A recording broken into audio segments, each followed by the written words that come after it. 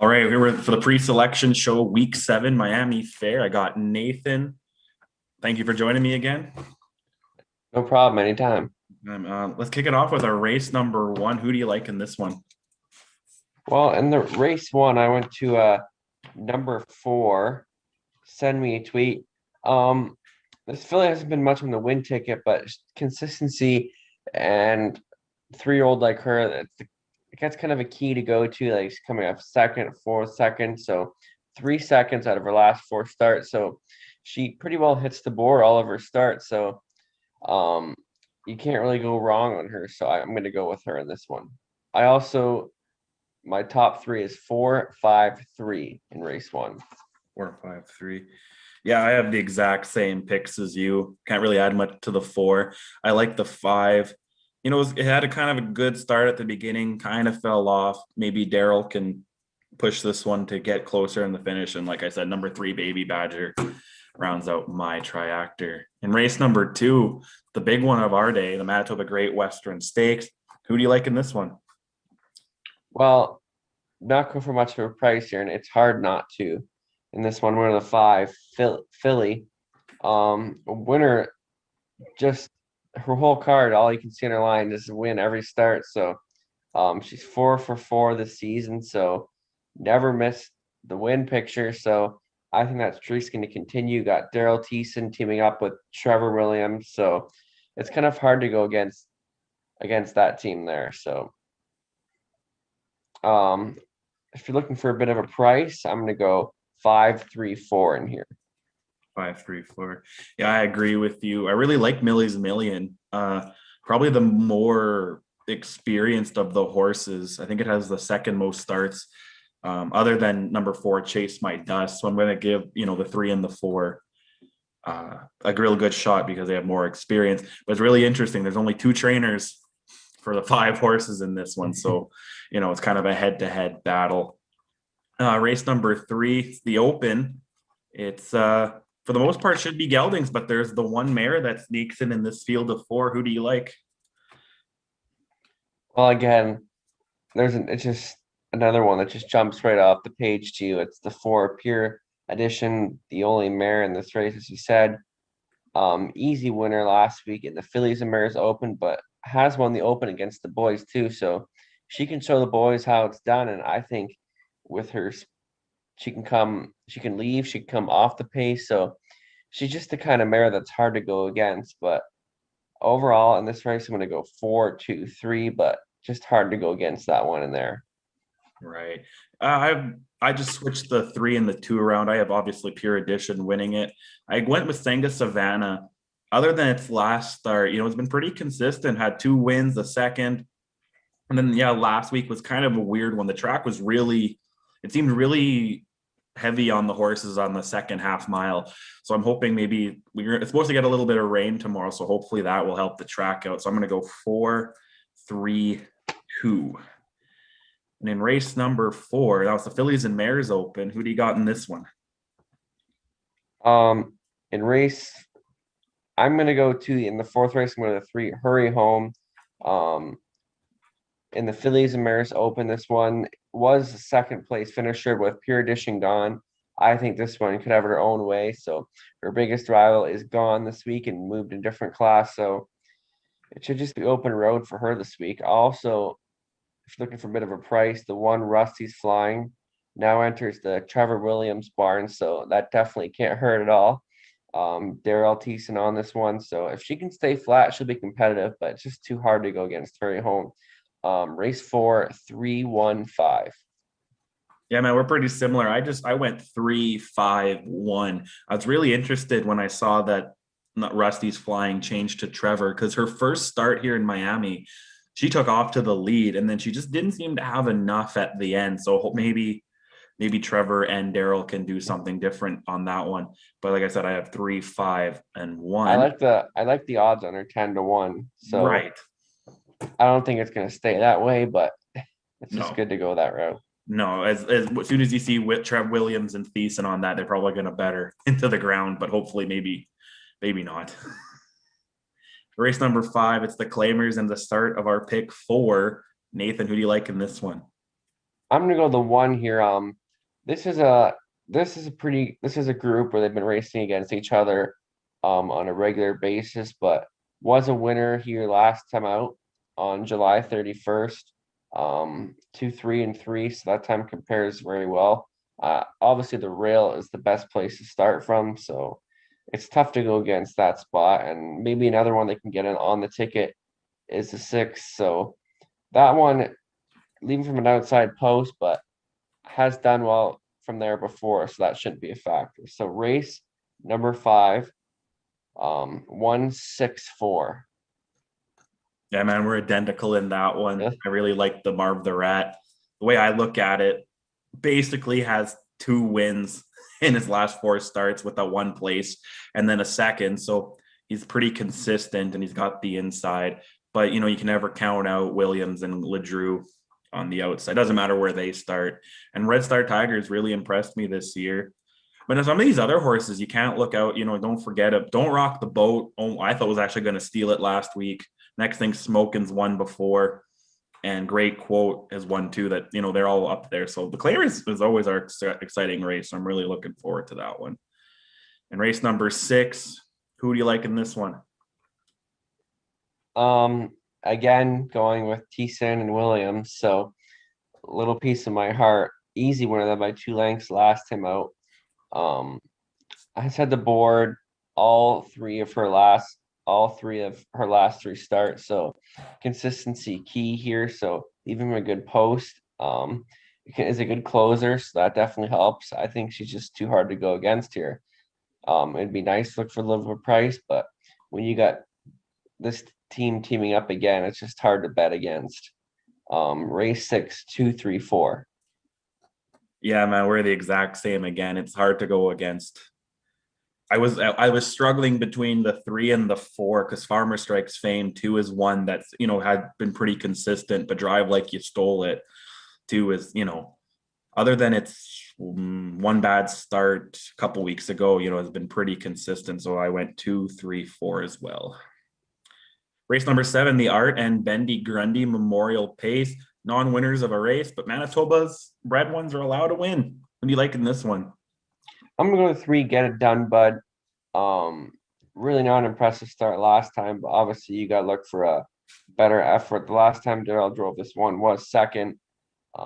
Leaving from a good post again, does have plenty of early speed, and obviously that's very helpful on a half-mile track. So I think if he can hold together near the end, he should be tough to beat. Race 6, I'm gonna go race 7, never mind. So 3, 2, 5. Yeah, we have the exact same again. I like Get It Done Bud's chances with Daryl. And yeah, for numbers for second, Colonel Kelly, 5 straight seconds. So, pretty consistently finishing second, could Yeah. easily do it again. And I like the Goris to round it out, the other Clayton Braybrook trained horse. This one was a tough one, though. Tough as Buff has been there. Jimmy did done good. He's one of those ones, he doesn't like to stay flat. He always likes to kick at the beginning but then he always catches up. So it's going to be a good one there. Race number 8. Who do you like in this one? State your case. So in a class where she should be competitive, this is obviously a good bred state treasurer filly. 4th last time out, 2, 5, and 3, but times are pretty consistent. And a field like this, I think her time compares very well. A good post to leave from. I think she could be very good, and she's had a big win here this season back in July. So this could be the time again where she could strike. If you're looking for some other ones in here, I went 3, 5, 1. It just comes down to like consistency and where their times are at lately, what form they're on. Yeah, man, I have the exact same as you. We're getting to the later part of our season. So, we have, for the most part, we have all the horses kind of figured out. And I like State Your Case in this one. Probably one of the, the Isvin Barn's been doing pretty good. Nellie's on the money. That was one where my co-partner, Mike, was talking up like crazy last week, but then had a bad start. So had a bad trip. So I don't know. Had the 7th hole last time. Maybe that was a factor. Now being up on the rail could change things. And go on, Bobo. Again, it's kind of that one kind of finishes, has been 4th, 5th, but picked up a 3rd last time. So maybe can be a little bit of a factor. I think it'll be definitely an interesting race. Yeah, oh, for sure. I think we got a lot of interesting races today. Race number 9, who you like in this one?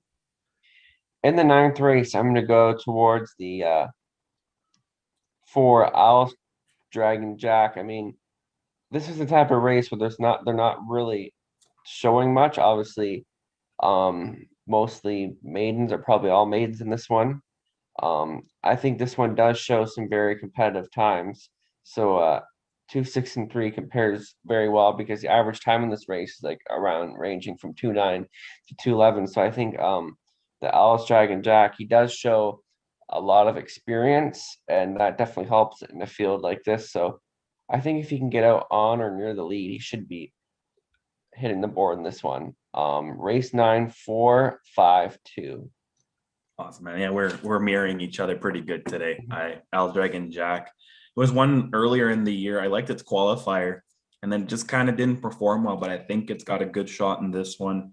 Same with number 5, Breeze By, is one of those ones that just I think should win more, but just never seems to do it in the class like this where none of them have really won.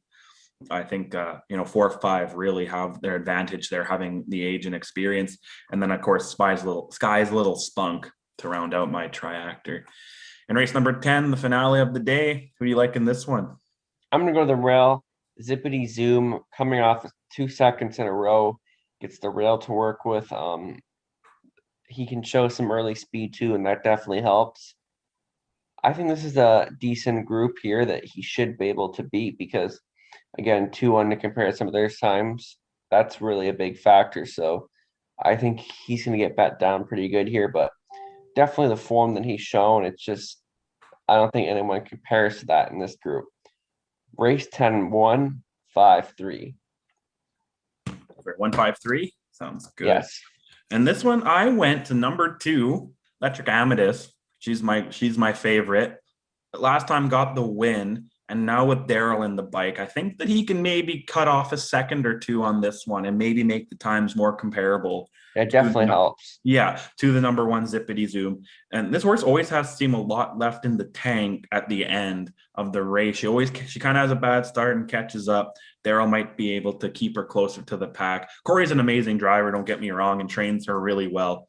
But just with Daryl in this one, because then I took number 1 for second, but then I took Manning's other trainee, Mr. Dillon, to round out mine.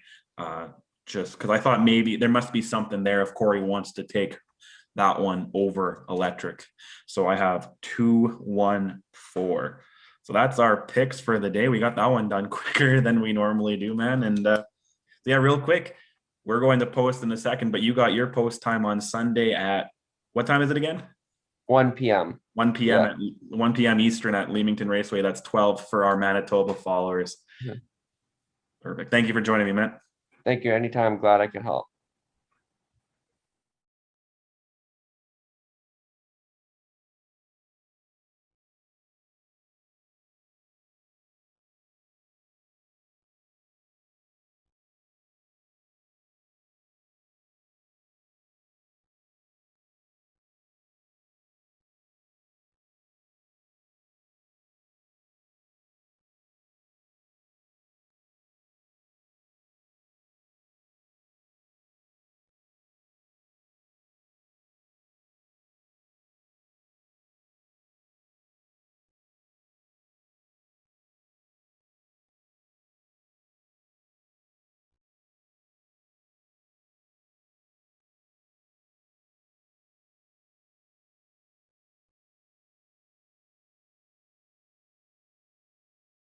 Good afternoon. Welcome to Miami Fair, Week 7. We have quite a few changes to go over for today. In race number 1, number 5, Glitter on the Beach, change the driver to Tyler Grundy. That's number 5, Glitter on the Beach, Tyler Grundy. Race number 2, number 5, Filly, is scratched. That's number 5, Filly, is scratched.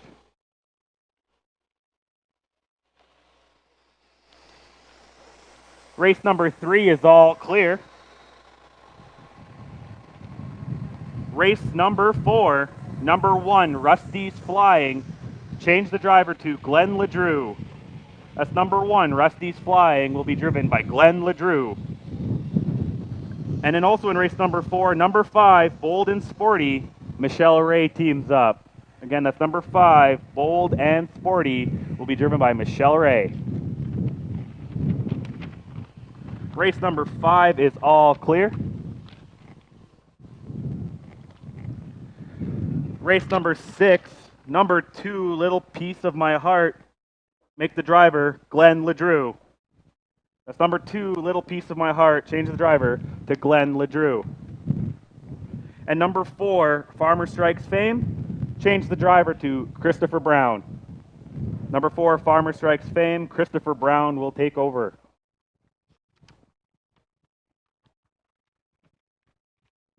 In race number 7, number 3, Get It Done Bud, change the driver to Corey Manning. Number 3, Get It Done Bud, Corey Manning. In race number 8, number 1, Go On Bobo, change the driver to Tyler Grundy. That's number 1, Go On Bobo, Tyler Grundy. And number 4, My Oh My, Look at Me Fly, change the driver to Corey Manning. Corey Manning will drive number 4, My Oh My, Look at Me Fly. Race number 9, number 3, George M, change the driver to Tyler Grundy. That's number 3, George M, will be driven by Tyler Grundy.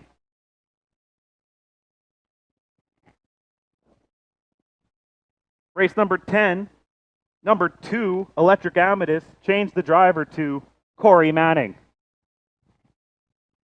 Corey Manning will drive number 2, Electric Amethyst. And also in race number 10, scratch number 4, Mr. Dillon. Number 4, Mr. Dillon, in race number 10, is scratched.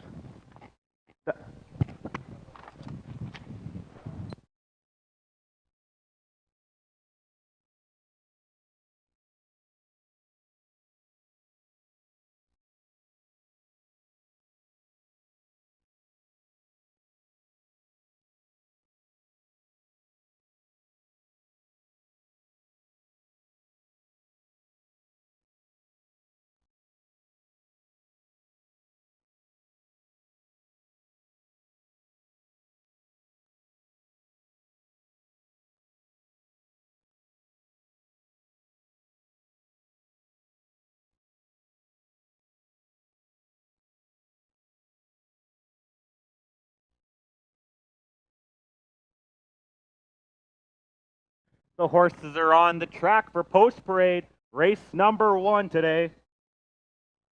Number 1 is Moonshine and Melody, owned, trained, and driven by Corey Manning, and is currently absent from post parade. Number 2 is Having Fun in the Sun, owned by Tara and Garrett Isman, trained by Tara Isman, George Isman in the bike. Number 3 is Baby Badger, owned by Kevin Hildebrandt and Narelle Voden, trained by Kevin Hildebrandt in the bike. Number 4 is Send Me a Tweet, owned by Wanda Howlett and Dwayne Taylor, trained by Mark Fillion, Don Howlett in the bike. And number 5, Glitter on the Beach, owned by Betty Manning, trained by Betty Manning, Tyler Grundy in the bike. That's about 6 minutes to post, where the 5 will go to post. And here's Moonshine and Melody and Glitter on the Beach now on the track.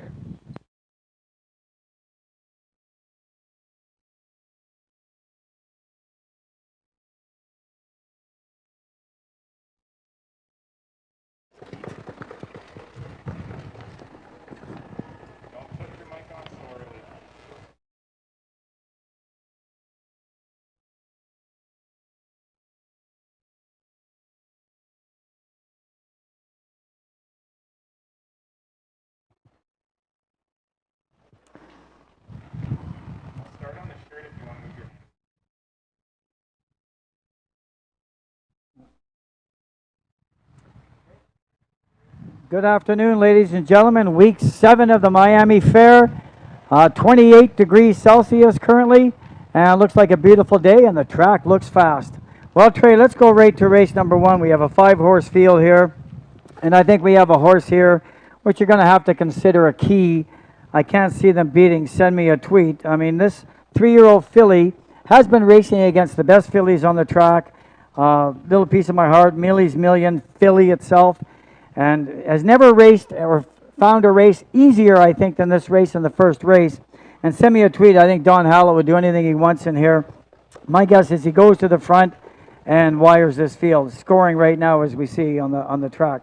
So send me a tweet, definite key in race number one. Wide open for second. I'm going to go with Having Fun in the Sun with driver George Isman, trainer Tara Isman. He's got 3 thirds and 6 starts. Shows a mile and 2-3 a few starts back. And to me, I think he's a good bet for the exactor in here, and I wouldn't leave out. Horse that might make some noise is Baby Badger. 2 thirds and 6 starts. Been pacing pretty consistently in and around 2.5, and I think that's plenty for this race, with the exception of the 4-horse. Send me a tweet. So Trey, I'm going to take 4-2-3 in race number one. First half of the daily double, I like send me a tweet. The 4-horse in race number one, with the 3-horse in race number two, Millie's Million. How about you? Yeah, I agree with you with send me a tweet. I think that's the clear choice in our opening race here today. I went a little different for second. I went to number 5, Glitter on the Beach. I think it has, pretty consistent times, and again, I think it fits into this one, this class better than any of the classes it's been in before. Tyler Grundy now driving. I think that the drive will be exactly the same as Daryl Thiessen would have done it.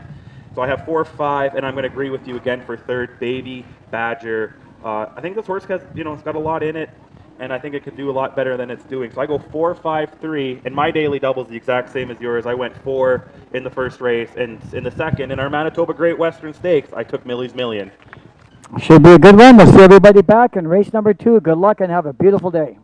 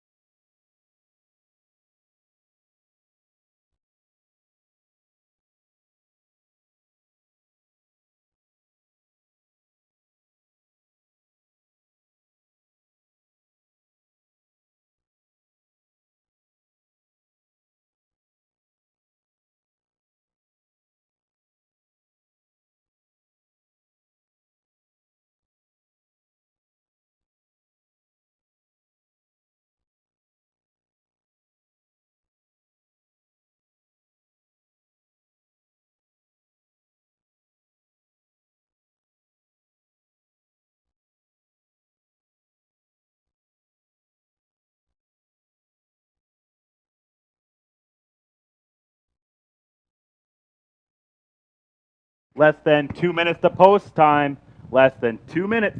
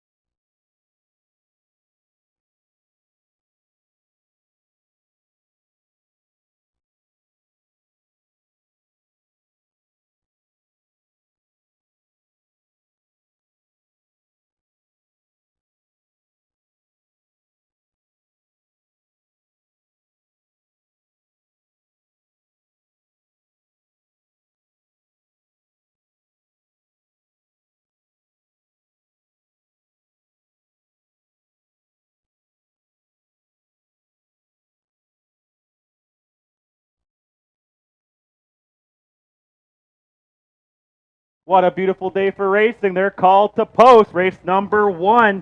Fillies and Mares, non-winners of a race in 2020 or 2021. Non-winners of a race draw inside. Manitoba bred allowed 1 win. Number 1, Moonshine and Melody with Corey Manning. Number 2, Having Fun in the Sun with George Isman. Number 3, Baby Badger, Kevin Hildebrandt teams up. Number 4, Send Me a Tweet and your post-time favorite. And number 5, Glitter on the Beach with Tyler Grundy. The 5 Pacers up on the gate. Here they come.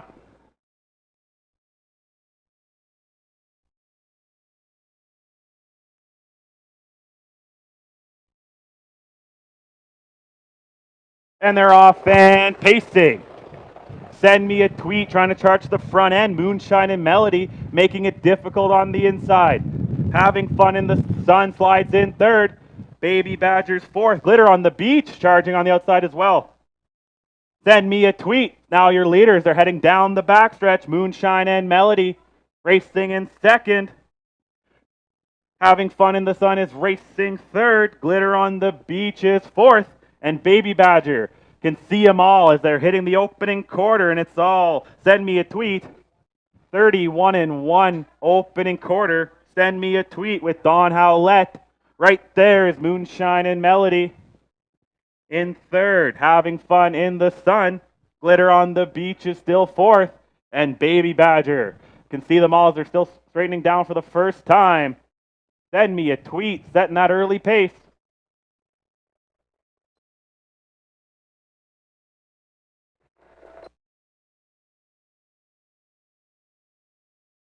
(1:02 and 4 for the opening half mile as they're kicking it into the clubhouse turn. Glitter on the Beach first to make a move. Baby Badgers following there, but it's still Send Me a Tweet. Glitter on the Beach is challenging for second. Moonshine and Melody's now on the inside third. Baby Badgers out fourth. And your new trailer, Having Fun in the Sun. Send Me a Tweet, opening it up. Glitter on the Beach is second. Baby Badgers out wide third at the 3/4 mark.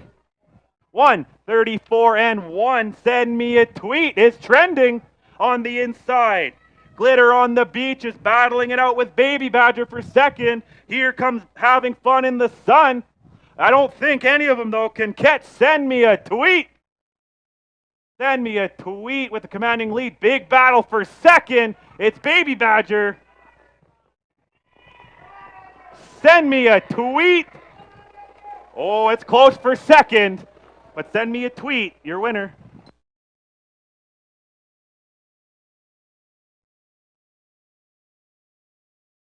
(2:04-1 for the mile.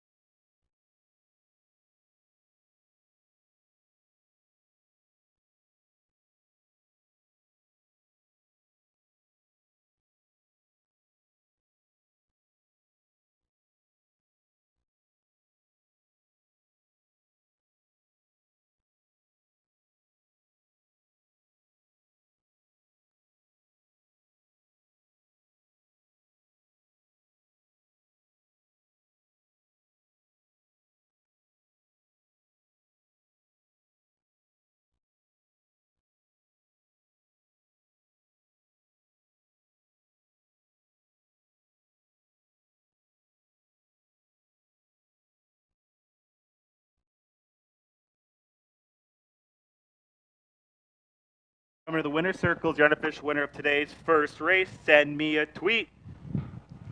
Owned by Wanda Howlett and Dwayne Taylor, trained by Mark Fillion. Don Howlett with the winning drive. Go give a big round of applause for Send Me a Tweet with Don Howlett.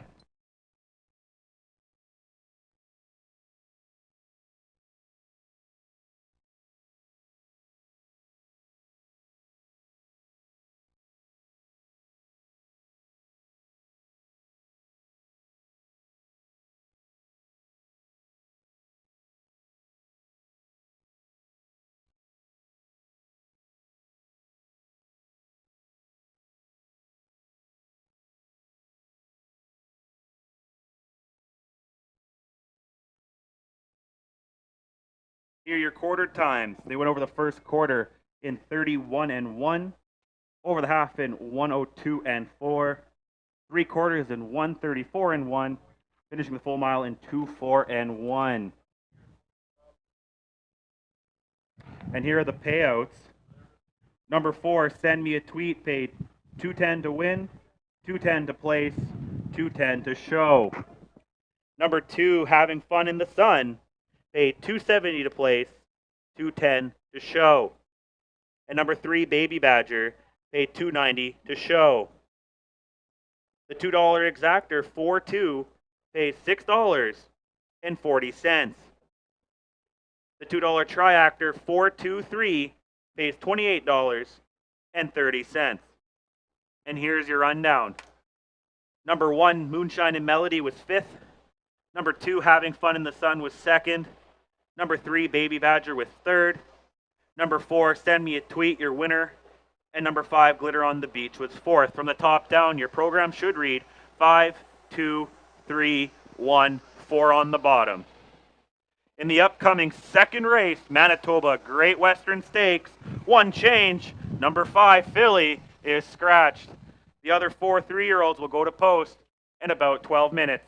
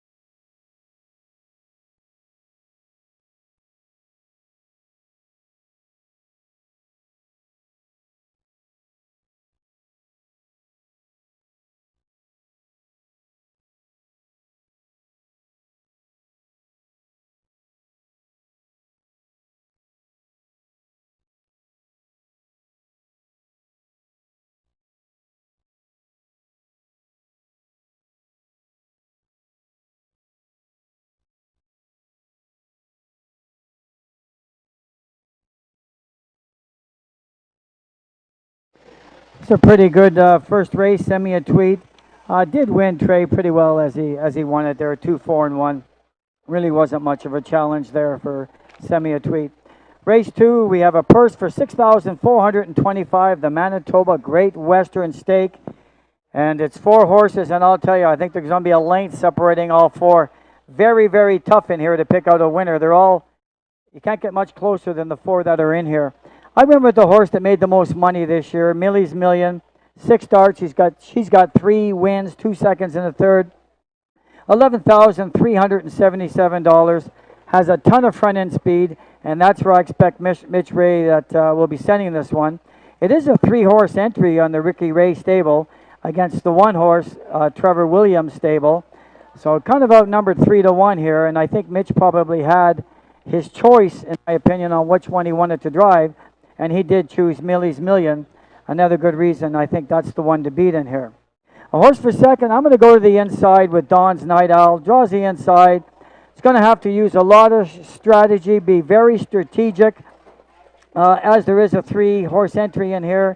Whether he's going to leave or sit back, that's going to determine how Don's Night Owl is going to go. But the horse has been racing sharp. Lost by a neck last week. Was right there, and I think deserves a good shot in this 4-horse field. Wide open for third. Like I say, it's tough between Promise Me a Win and Chase My Dust.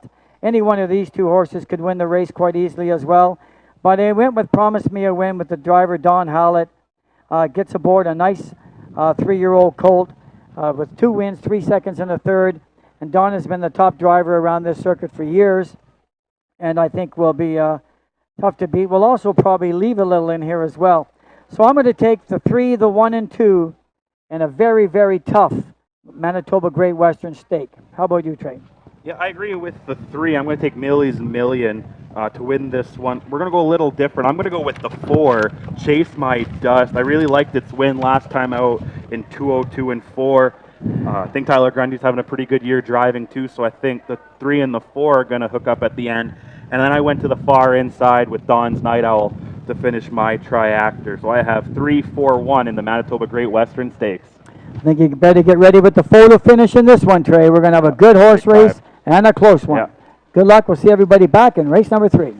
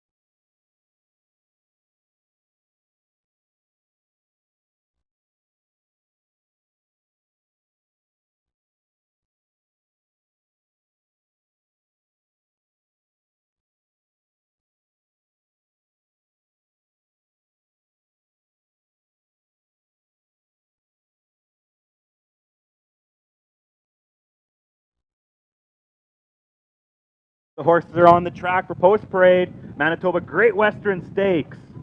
Number 1, Don's Night Owl, owned by Trevor and Mike Williams, trained by Trevor Williams. Glenn LeDrew in the bike. Number 2 is Promise Me a Win, owned by Richard and Janet Ray, trained by Richard Ray. Don Howlett teams up. Number 3 is Millie's Million, owned by Richard Ray, trained by Richard Ray. Michelle Ray drives. And number 4, Chase My Dust, owned by Ralph Morrow, trained by Richard Ray. Tyler Grundy teams up. And number 5 is Scratch. The 4 horses will go to post for the Manitoba Great Western Stakes in about 6 minutes.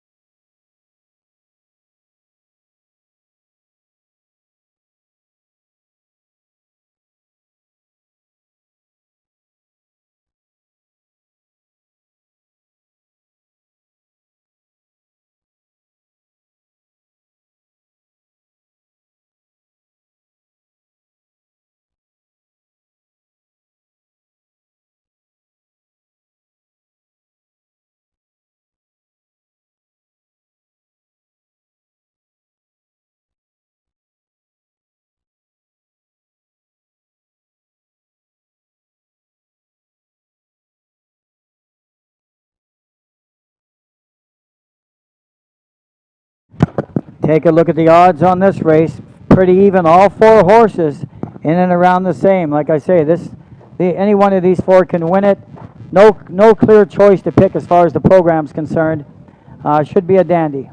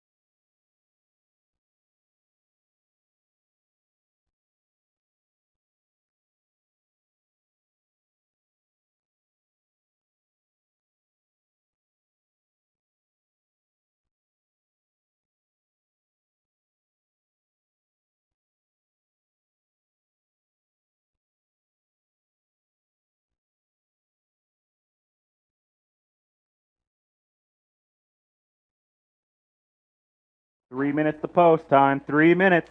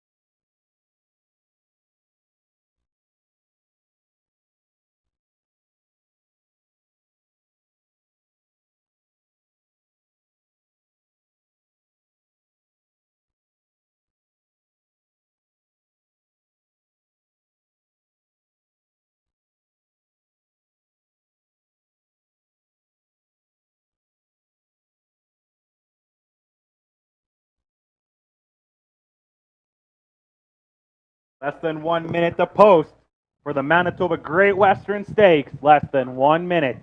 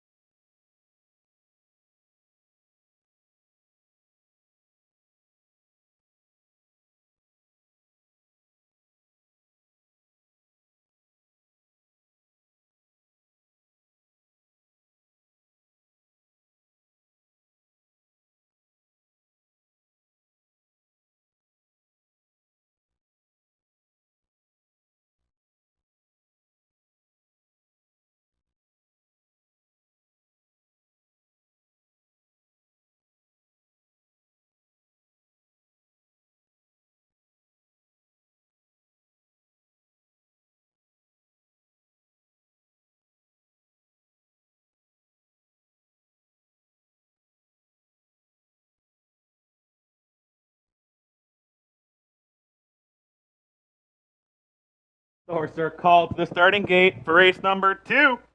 Number 1, Don's Night Owl, Glenn LeDrew in the bike. Number 2 is Promise Me a Win with Don Howlett. Number 3, Millie's Millions with Michelle Ray. And on the outside, number 4, Chase My Dust, Tyler Grundy. The 4 3-year-olds up on the gate. Here they come.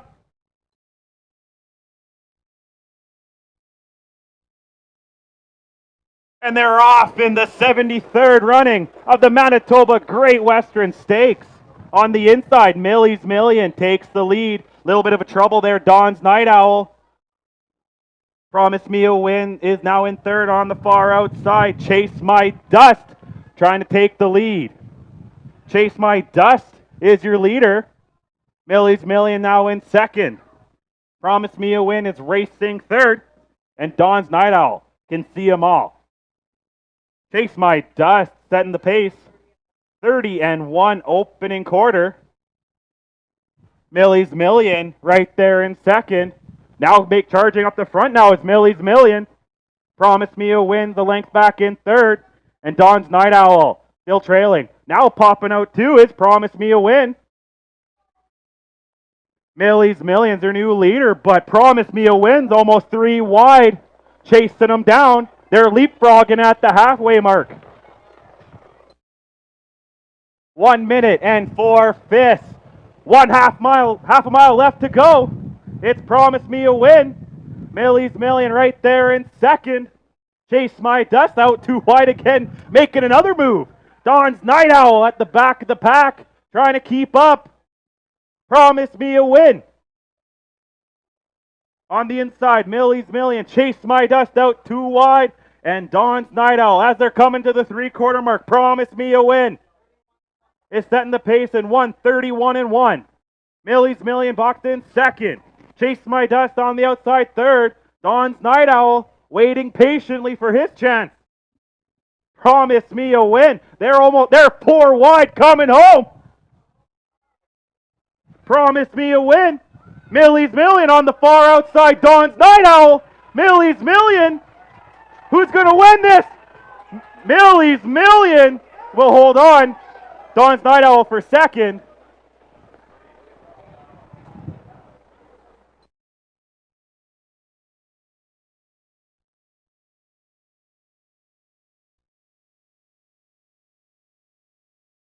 .202 flat for the mile.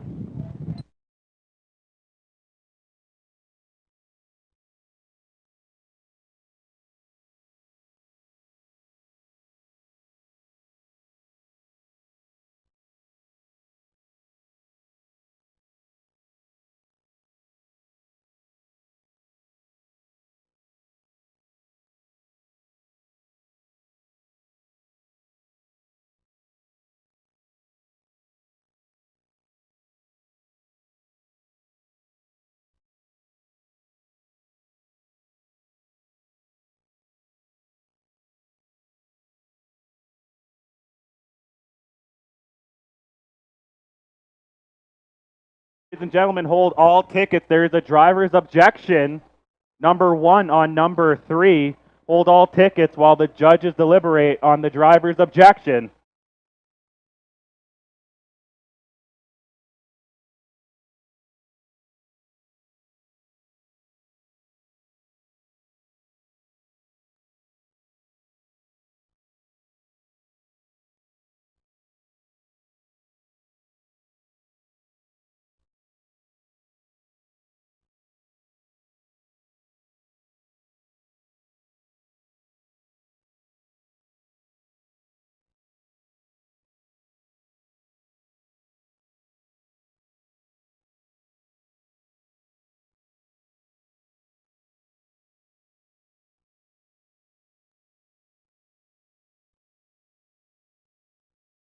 Coming to the winner's circle, however, is your unofficial winner of today's second race, Millie's Million.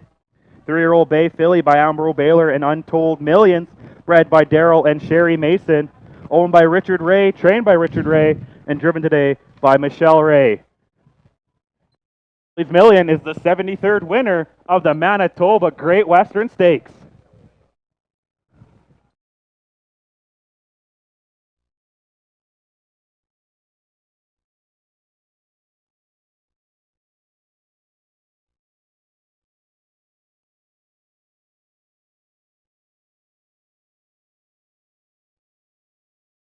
There you go, ladies and gentlemen, and the judges are disallowing the driver's objection. Number 3 is your official winner of the 73rd Manitoba Great Western Stakes. Here are your quarter times. They went over the first quarter in 30 and 1, over the half in 101 and 4, over the 3 quarters in 131 and 1, finished the full mile in 202 flat.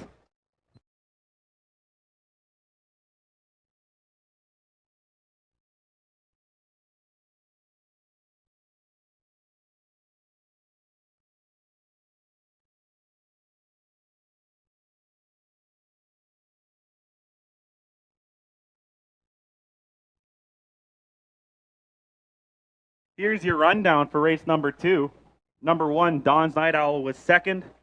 Number 2, Promise Me a Win was fourth. Number 3, Million, your winner. Number 4, Chase My Dust was third. And number 5, Filly was scratched. From your top down, your program should read 2, 4, 1, 3, scratch on the bottom.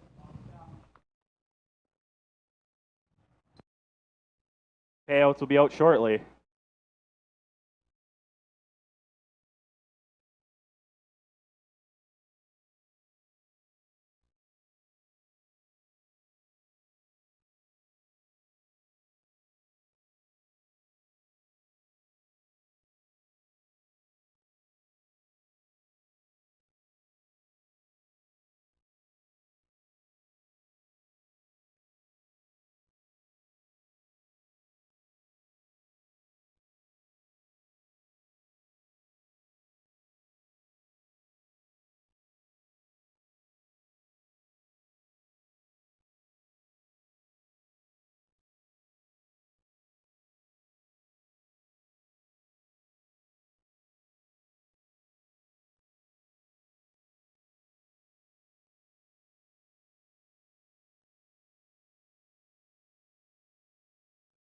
That pulled pork on a bun, ladies and gentlemen, looks absolutely delicious if you're hungry. Looks like it comes with beans. And here's your payouts for race number 2. Number 3, Millie's Million, paid $5.70 to win and $3 to place. No show betting. Number 1, Don's Night Owl, paid $7 to place. The $2 exactor, 3-1, paid $8.30. The $2 triactor, 3-1-4, paid $18.40. The $2 daily double, 4-3, paid $4.80. In the upcoming third race, no changes. 3 geldings and 1 mare will go to post and are open in about 14 minutes.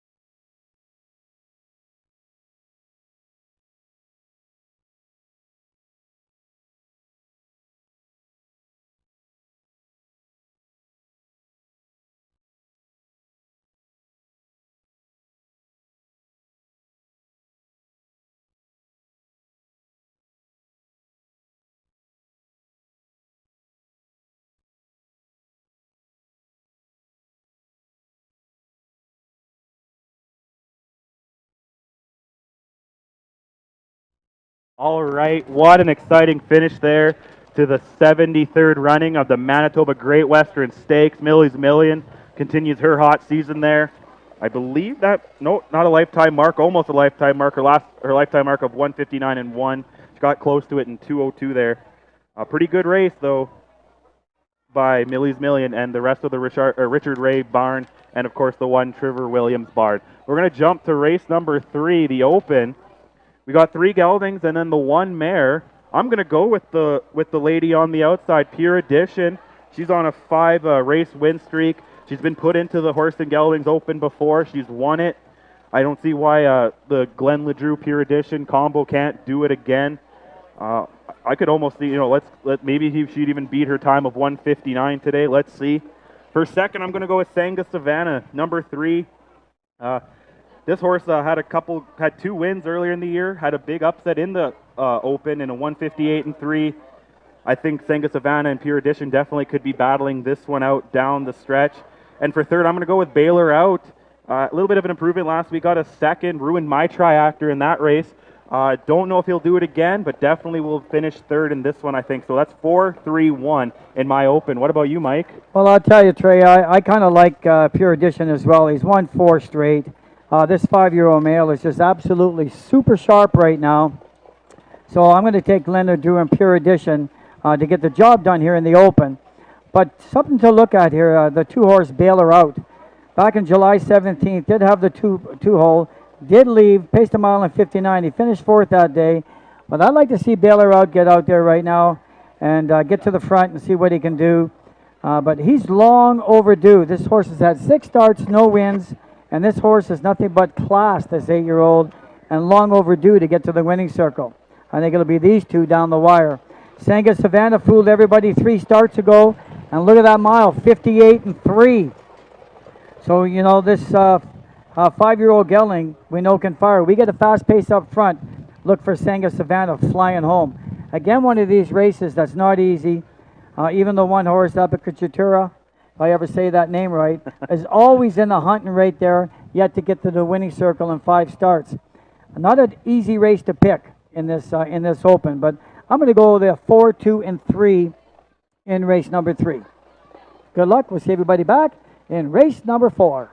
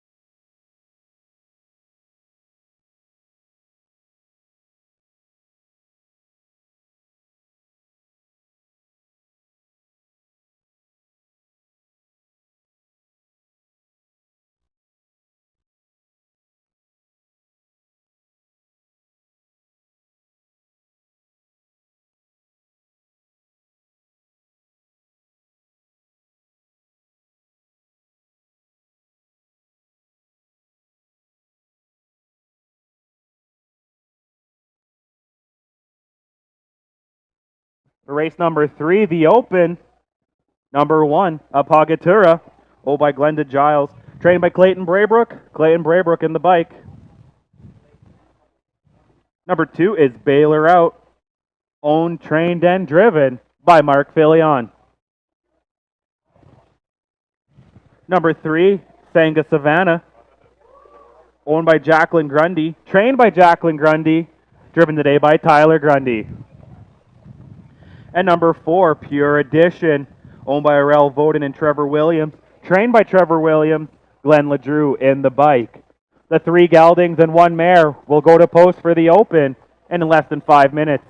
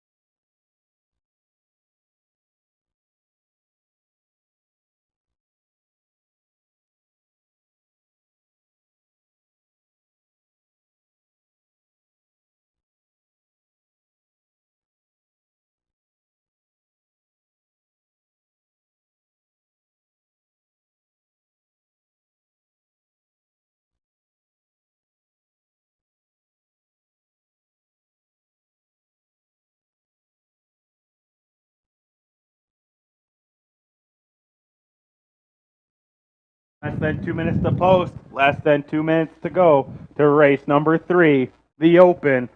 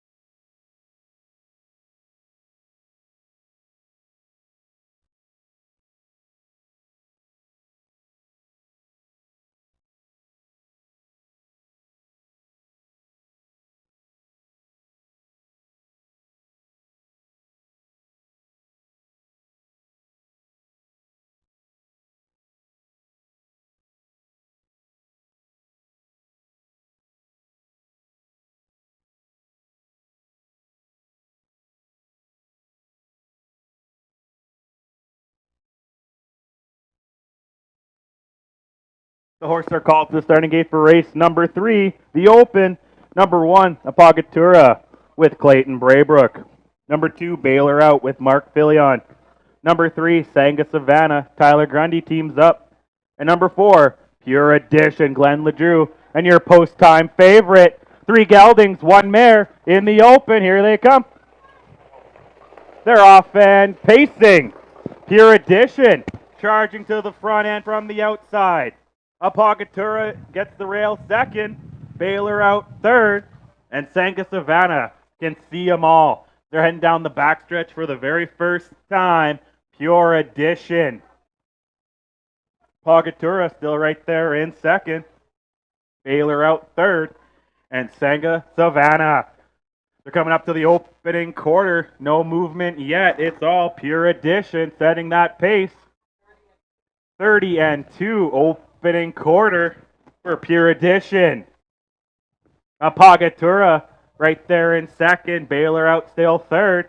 And Sanga Savannah still can see them all as they're coming down the stretch for the very first time.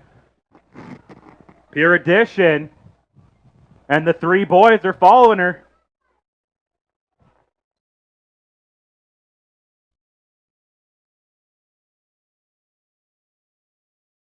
.101 flat for the opening half mile. Pure Edition still leading the way, kicking in the clubhouse turn. Apagatura is in second. Baylor Out looks to be the first one to make a move. Sanga Savannah still your trailer. Down the backstretch they go. Pure Edition. Baylor Out's now second. Apagatura is boxed in third. Don't count out Sanga Savannah though at the 3-quarter mark.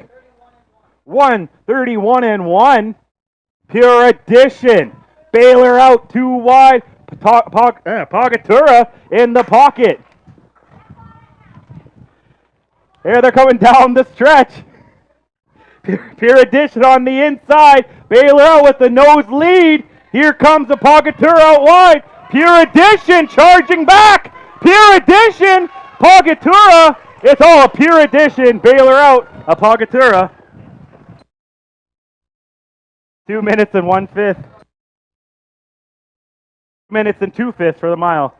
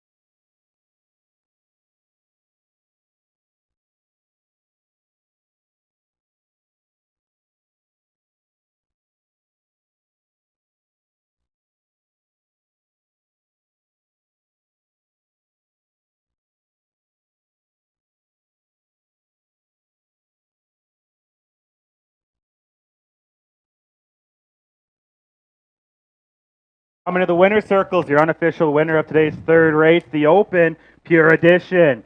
5-year-old bay mare, owned by Arel Voden and Trevor Williams, trained by Trevor Williams, and picking up her 5th straight win with Glenn LeDrew.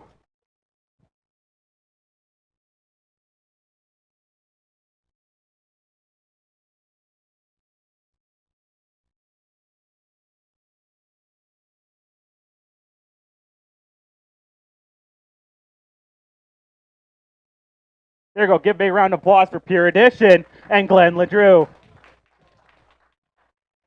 Here are your quarter times. They went over the first quarter in 30 and 3, over the half in 101 flat, over 3 quarters in 131 and 1, finishing the full mile in 2 minutes and 2.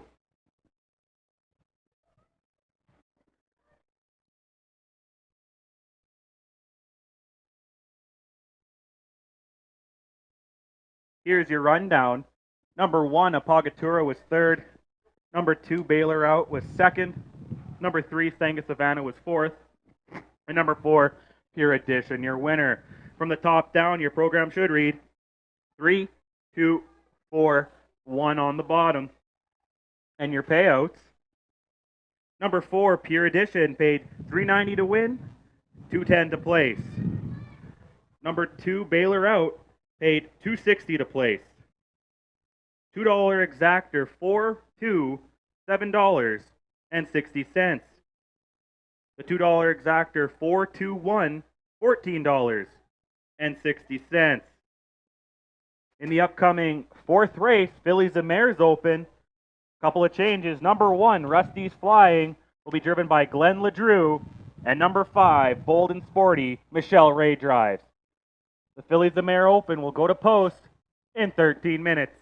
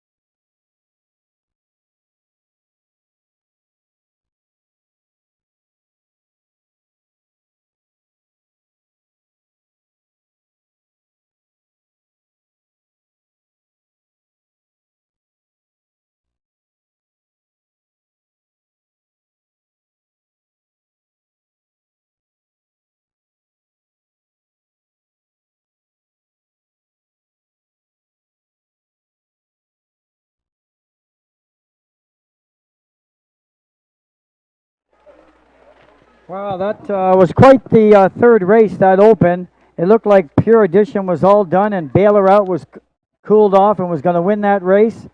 And somehow Pure Edition snuck back up on the inside. What a tough 5-year-old mare. That's 5 straight wins for Pure Edition. Race number 4. Really like this horse since coming into Manitoba. Hurry Home. Since he's been here, 3 wins in a second. Just got beat last week by Pure Edition. So you know this horse is no slouch. I really like Hurry Home. Lots of inside speed.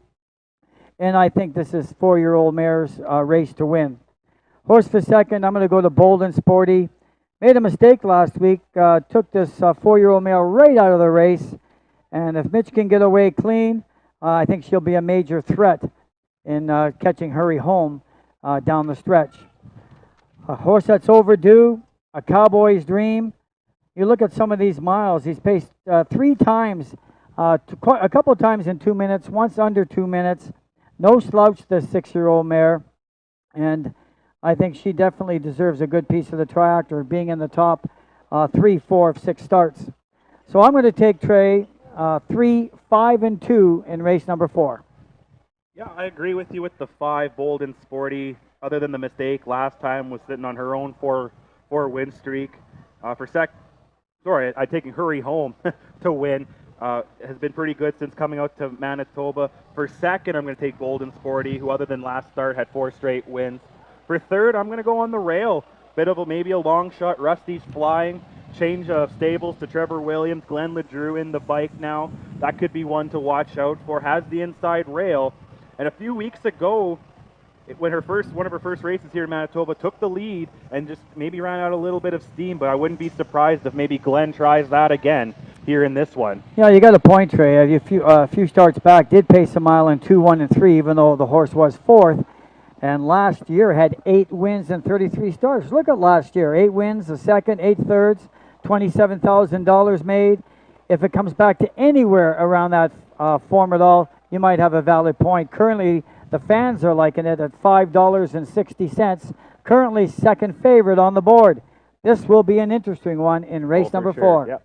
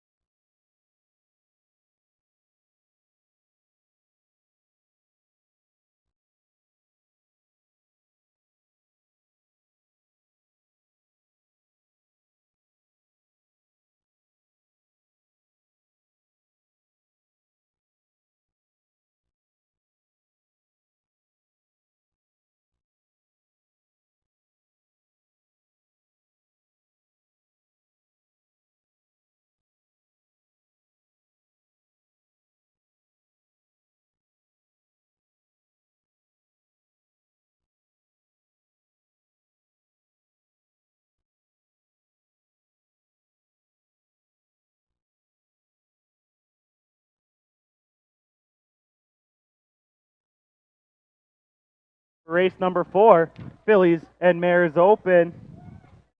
Number 1, Rusty's Flying, owned by David Watson and Chris Bjarnson, trained by Trevor Williams, Glenn LeDrew in the bike. Number 2 is a Cowboy's Dream, owned by Tyler Voden, trained by Jacqueline Grundy, Tyler Grundy in the bike.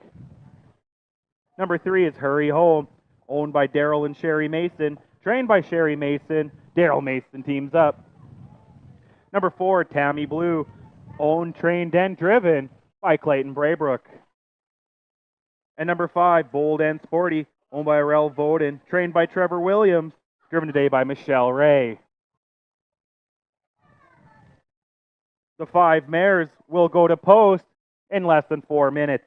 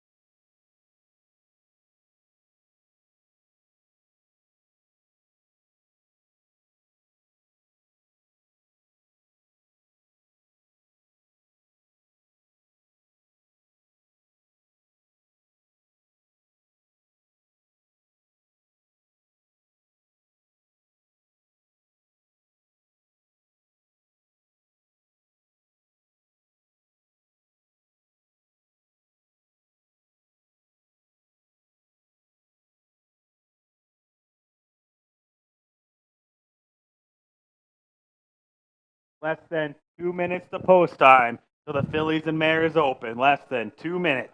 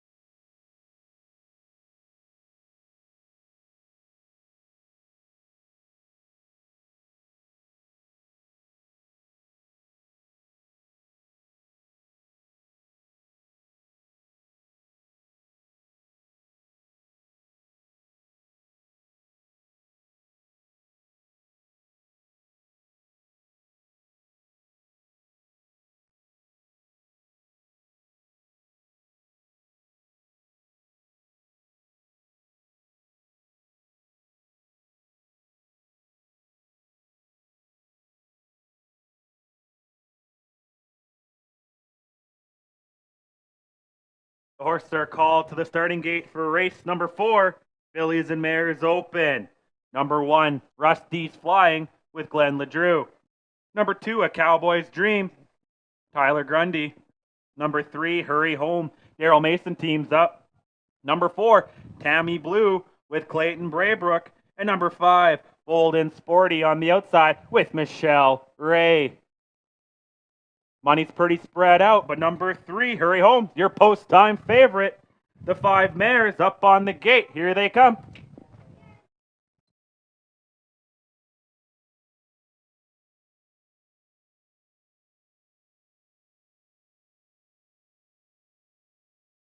They're off and pacing. A Cowboy's Dream charging to the front end. Hurry Home's caught out too wide. There's a break on the inside there. Oh, hold all tickets there. There's a break on Rusty's Flying, causing some commotion at the back end. As they're going down the backstretch, Hurry Home takes the lead. A Cowboy's Dreams in second. Miles back to Bold and Sporty. And then there's also Tammy Blue and Rusty's Flying as they hit the quarter in 28-4. Ladies and gentlemen, judges' inquiry, hold all tickets here in the Fillies and Mares Open.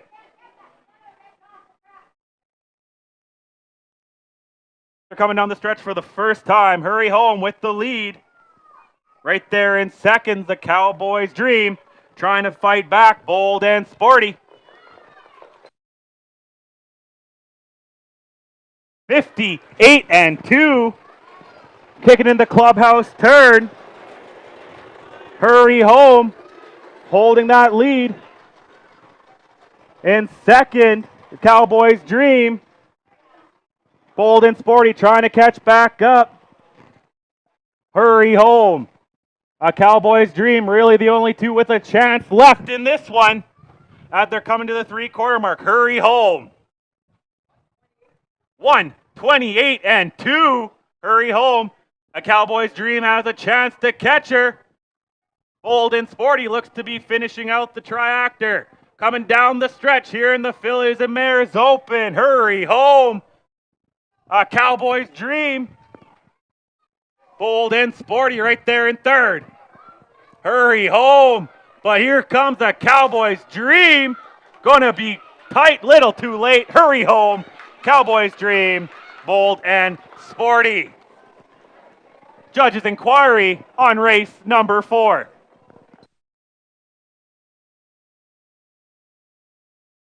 $159.03 for the mile.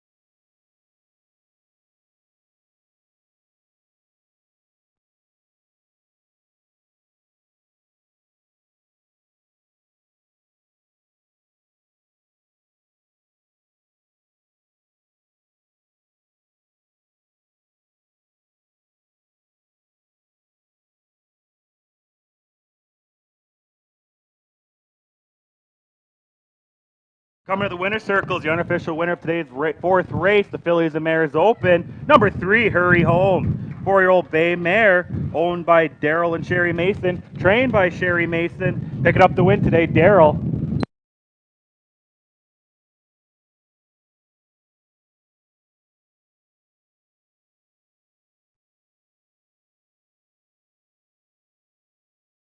I'll give a big round of applause for Hurry Home with Daryl Mason.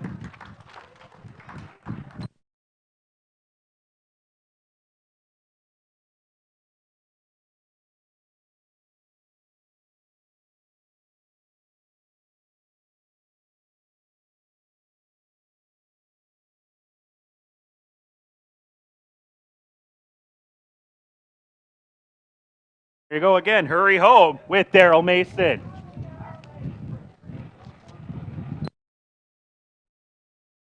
Here are your quarter times. They went over the first quarter in 28 and 4, over the half in 58 and 4, 3 quarters in 128 and 2, finishing full mile in 159 and 3.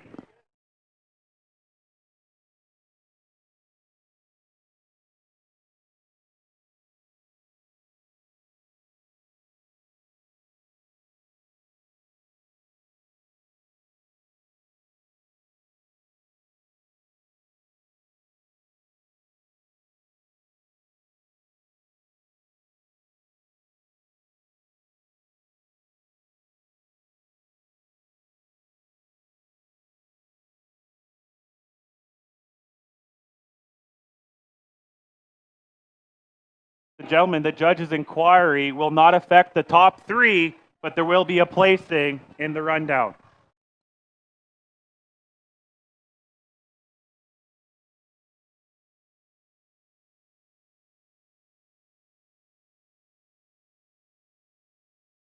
Here's your rundown for race number 4. Number 1, Rusty's Flying, 4th, placed 5. Number 2, A Cowboy's Dream was 2nd. Number 3, Hurry Home, your winner. Number 4, Tammy Blue, 5th, placed 4th. And number 5, Bold and Sporty, was 3rd. From the top down, your program should read 4P5, 2, 1, 5P4, 3 on the bottom.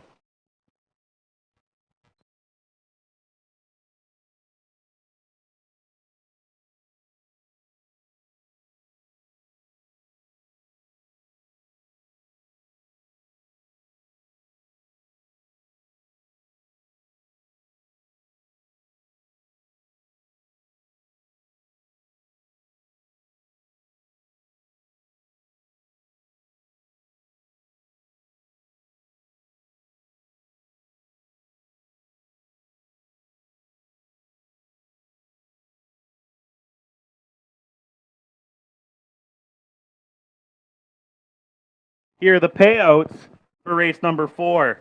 Number 3, Hurry Home, paid $340 to win, $210 to place, $210 to show. Number 2, A Cowboy's Dream, paid $340 to place, $250 to show. And number 5, Bold and Sporty, $560 to show. The $2 exactor, 3-2, paid $6.20. The $2 triactor 325 paid $14.40. In the upcoming 5th race, no changes. 6 will go to post in the claimers, and the start of our pick 4 with a carryover $172. Again, that'll go in 13 minutes till race number 5.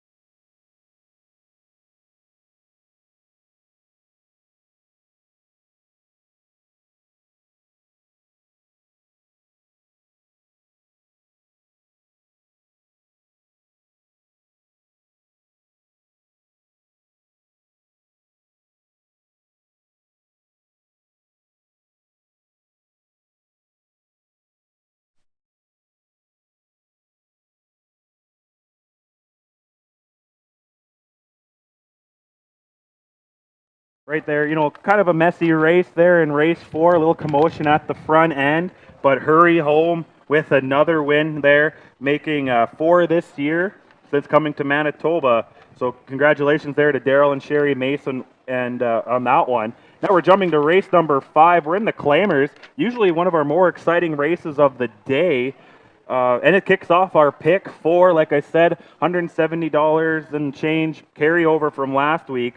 So let's start with this one. I'm going to go on the inside with Marv the Rat. Got the win last time out, 203 and 3. A little bit slower mile for what these horses usually do in this Claimers, but I think Marv the Rat has the inside advantage. I'm going to go for second on the far outside, Liz Place with Glenn LeDrew. Has won this race a couple times, but cuts the outside, but maybe Glenn LeDrew will bounce back after that last race. And to round out my triactor, I'm going to go with Red Star Tiger. Again, Daryl and Sherry Mason. So I'm going to go 1-6-4 for my triactor, but in my pick 4, I'm putting all 3 of those horses in my pick 4 because it's going to be a tight one. Yeah, we're pretty well on the same page, Trey. I'm going to go with Marv the Rat as well on the inside. He's got a first and a second in his last 2 starts and does draw the inside, so I think you got to respect that. And been racing well of late, and I think Marv the Rat deserves top honors here in race number 5. Again, I'm going to go to the far outside with Liz Place. Looked a little flat last week, was pacing miles in 58, 59, 2 minutes, then went 2, 3, and 4. Had to come a long way, and so kind of hurt her chances, and I think the track was a little loose. I think today she's going to be on the move early and maybe improve her position from last week. Red Star Tiger, I say this every week, you can never leave this horse out. What a consistent horse. He's 5 for 6 in the top 3, always right there. We saw what Daryl Mason did on a beautiful race last week. I really like that Hurry Home. Looks like a real nice horse, and Red Star Tiger not too far off that one. So I'm going to go with the 1, 6, and 4 in race number 5.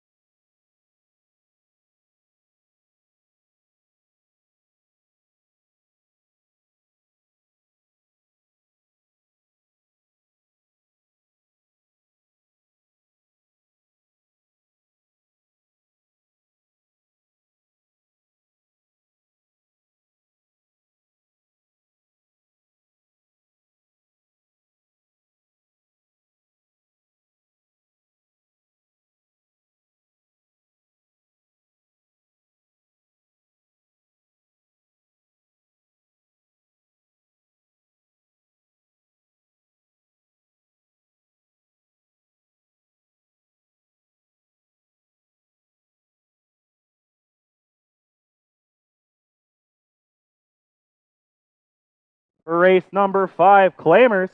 Number 1, Marv the Rat, owned, trained, and driven by Corey Manning, and is late to post parade. Number 2 is Don't Rock the Boat, owned and trained by Kevin Hildebrandt, Don Howlett in the bike. Number 3, Next Thing Smokin', owned by Kevin Hildebrandt and Rel Voden, trained by Kevin. Mark Fillion takes over. Number 4 is Red Star Tiger, owned by Daryl and Sherry Mason, trained by Sherry Mason. Daryl Mason teams up and is also late for post. Number 5 is Great Quote, owned by Melanie Ray Clark and Skylar and Austin Clark, trained by Melanie, Michelle Ray drives. And number 6, Liz Placed, owned by Trevor and Mike Williams, trained by Trevor Williams, Glenn LeDrew in the bike. Now coming across the stands, here's number 4, Red Star Tiger. The 6 geldings will go to post in the claimers in less than 4 minutes.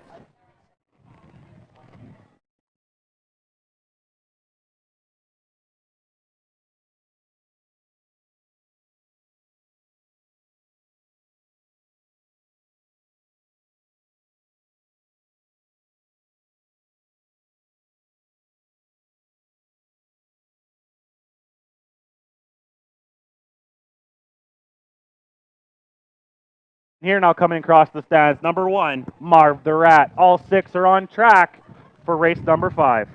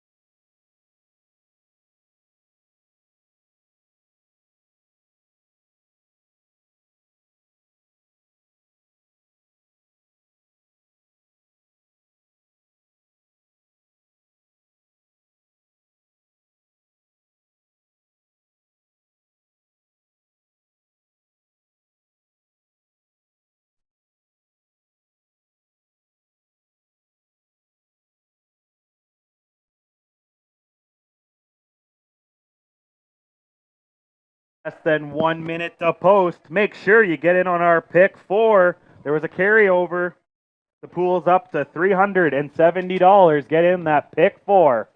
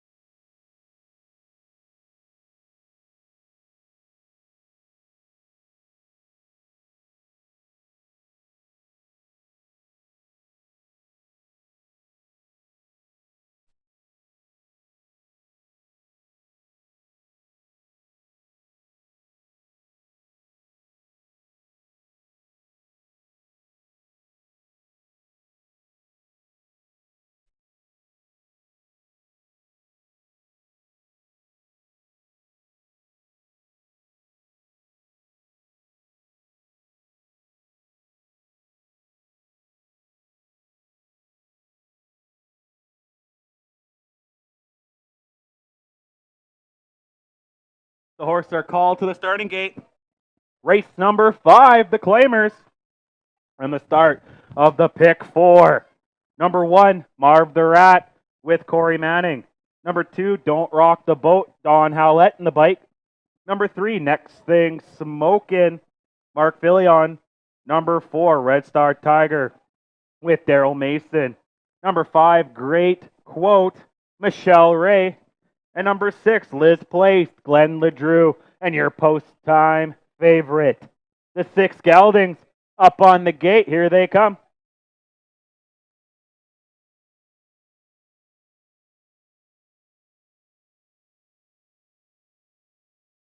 And they're off and pacing.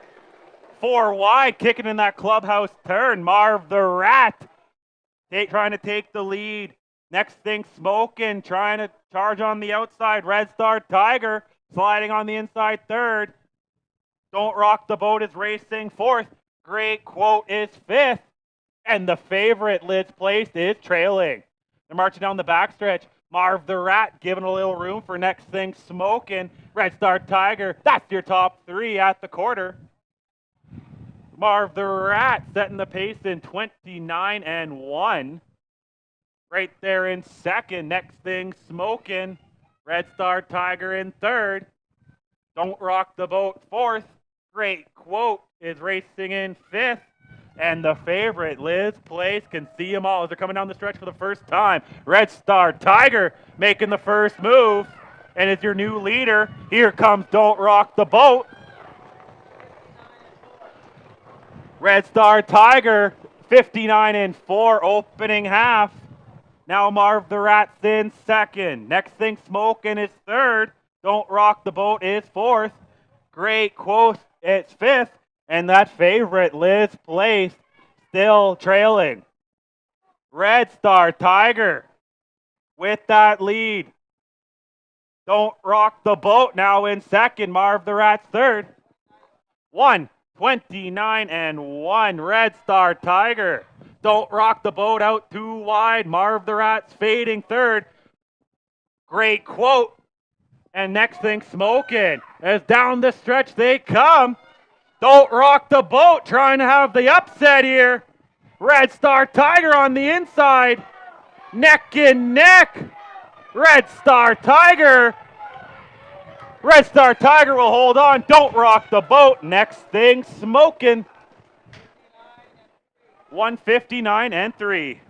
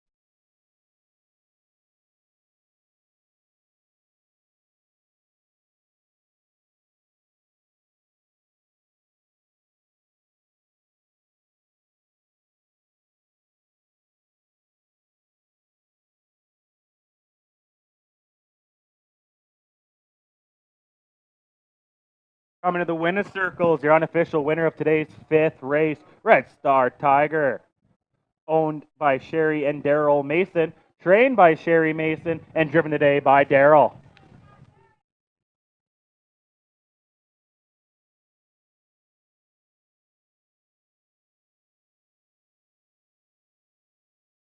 There you go. Give a big round of applause for Red Star Tiger and Daryl Mason. Here are your quarter times.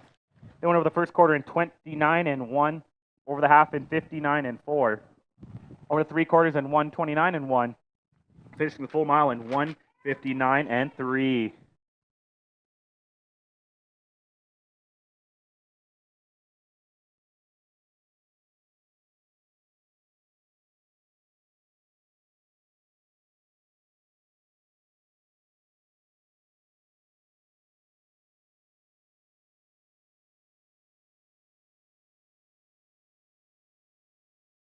Here's the rundown for race number 5. Number 1, Marv the Rat, was 5th. Number 2, Don't Rock the Boat, was 2nd. Number 3, Next Thing Smokin', was 3rd. Number 4, Red Star Tiger, your winner. Number 5, Great Quote, was 4th. And number 6, Liz Placed, was 6th. From the top down, your program should read 5, 2, 3, 1, 4, and 6.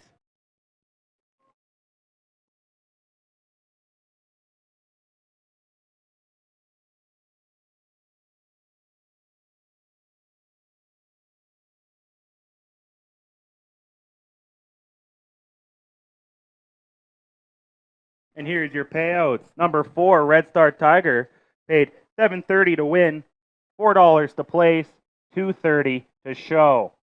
Number 2, Don't Rock the Boat, paid $3.60 to place, $2.10 to show. And number 3, Next Thing Smokin', paid $4.90 to show. The $2 exactor will pay 4 with all. That's the $2 exactor will pay 4 with all, $10.60.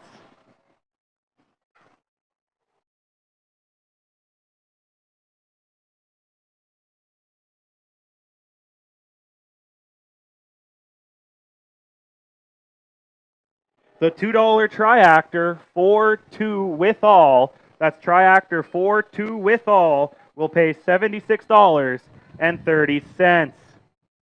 In the upcoming 6th race, 2 changes. Number 2, Little Piece of My Heart, will be driven by Glenn LeDrew. And number 4, Farmer Strikes fame, Chris Brown will drive. And race number 6 will go to post in 14 minutes.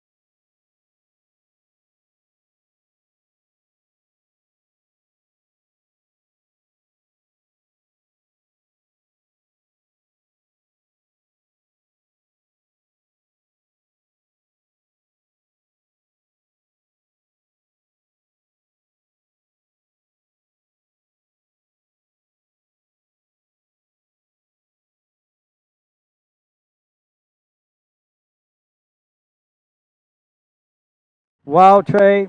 I had a horse in that race that didn't do very well, but I found myself cheering for Red Star Tiger. He's the most winningest horse that we've had on this circuit for many, many years. And when he gets to the front, when he made that big move, it is really hard to get by that good old 13-year-old gelding. And good on Daryl Mason, back-to-back wins. Let's go to race number 6. Drive It Like You Stole It. The 3-horse currently at $7 for a $2 wager. Going for 3 straight. Got away last week in the Golden Boy with some pretty soft fractions up front, but then did fly home in a pretty good time of 2-2-1. And the start before that, a mile and 2 minutes in a piece. Drive It Like You Stole It seems to be brave and fits well in this 5-horse field. I take that 3-horse for my number 1 pick in here. Farmer Strike fame, Chris Brown aboard. This horse has got 3 wins in 5 starts, no slouch. Has been pacing good strong miles in 2-1, and looks like, I don't know, between the 3 and the 4, who's going to leave here. I think we might have a little bit of a speed duel between the 3 and the 4, but I think Farmer Strike's fame is probably going to try to take this one. Looking at the lines, he goes every time. Why would he change now? And try to get to the front and take this one wire to wire. Little Piece of My Heart, 2 wins in the last 3 starts. Raced a pretty good mile, finished strong last week. Glenn LeDrew aboard, paying $5.60. Like this horse in my top 3. I think it's going to be a pretty good, interesting race. But I really like the 3 as a standout in here, followed by the 4 and the 2. How about you, Trey? Yeah, Mike, I took the 2. I based all my picks off of, I thought Daryl Thies was going to be here, so I took I took him in a lot of my races here. But I think Glenn LeDrew taking over, it's not going to be much of a difference. So I'm going to take the 2, Little Piece of My Heart. But for second, I'm going to go with Drive Like You Stole It. But I think it could easily be either one of the 2. We'll fight it out. And then you have the 4, Farmer Strikes Fame. I usually like to keep Chris out of my top 3 just as a little joke, but again, I made my picks before the change, so I'll keep Chris to round out my triactor. So I have 2, 3, 4 going in this one.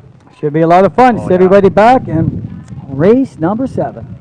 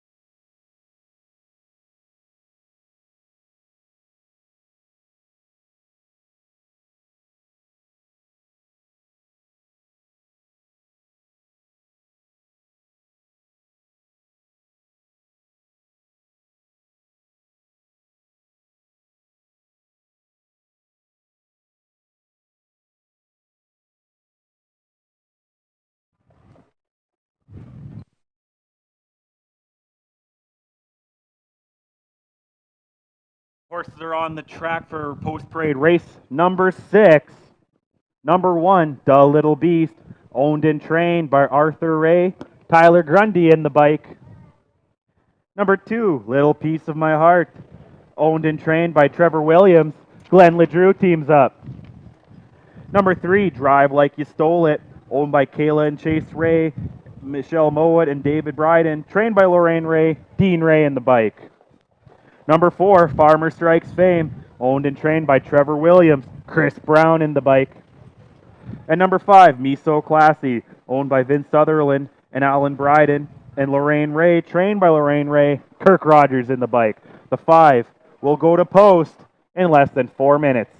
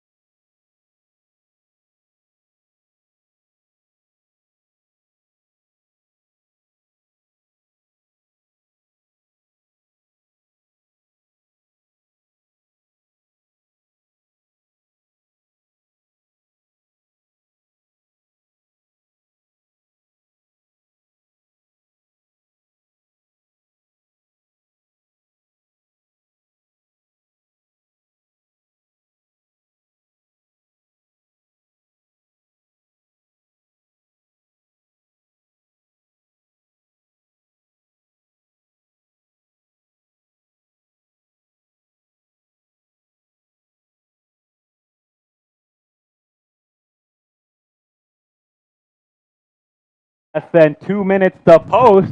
Currently, co-favorites number 2, Little Piece of My Heart, and 3, Drive Like You Stole It at 480.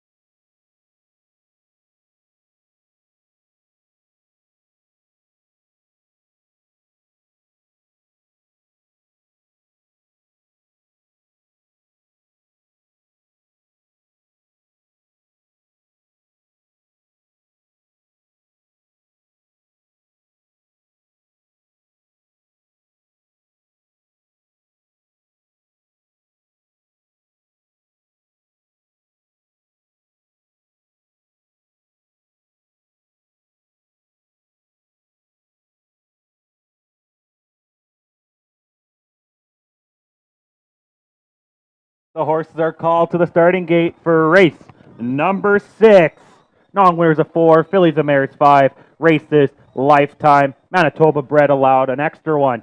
Number 1, The Little Beast with Tyler Grundy. Number 2, Little Piece of My Heart with Glenn LeDrew. Number 3, Drive Like You Stole It with Dean Ray. Number 4, Farmer Strikes Fame, Chris Brown. And number 5, Me So Classy, Kirk Rogers. Flight favorite 2. Number 3's right there. 5 pacers up on the gate. Here they come. And they're off and pacing. Little Piece of My Heart charging to the front end. Trying to get there too is Farmer Strikes Fame. The Little Beast sliding in 3rd. Drive Like You Stole It 4th. And Me So Classy is your trailer. Farmer Strikes Fame. Chris Brown trying to set that early pace. Little Piece of My Heart 2nd. 2 lengths back. The Little Beast. Drive Like You Stole It is 4th. And Me So Classy, you can see them all as they hit the opening quarter. In 29 and 3, Farmer Strikes Fame. Little Piece of My Heart racing 2nd. The Little Beast is 3rd. Drive Like You Stole It, right at post time, became the favorite. And Me So Classy sees them all as they're straightening off for the first time.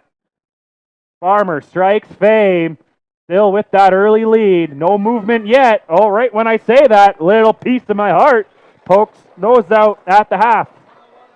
1-0-1 and 1. Kicking in that clubhouse turn. Farmer Strikes Fame. Little Piece of My Heart out too wide. Drive Like You Stole It out too wide. The Little Beast boxed in 3rd. And Me So Classy still trailing. Down the backstretch they go. Farmer Strikes Fame. Little Piece of My Heart in 2nd. The Little Beast still 3rd. Trying to find some room. Drive Like You Stole It. And Me So Classy. 131 flat. Chris Brown trying to take off here with Farmer Strikes Fame. On the inside, The Little Beast looks to be in 2nd. Coming way on the outside. Drive Like You Stole It. Little Piece of My Heart right there as well. Down the stretch they come. Can he hold on? Farmer Strikes Fame. Here comes Drive Like You Stole It out wide. It's going to be tight. It's Farmer Strikes Fame. Drive Like You Stole It. Tight for 3rd. 2-0-2 and 2.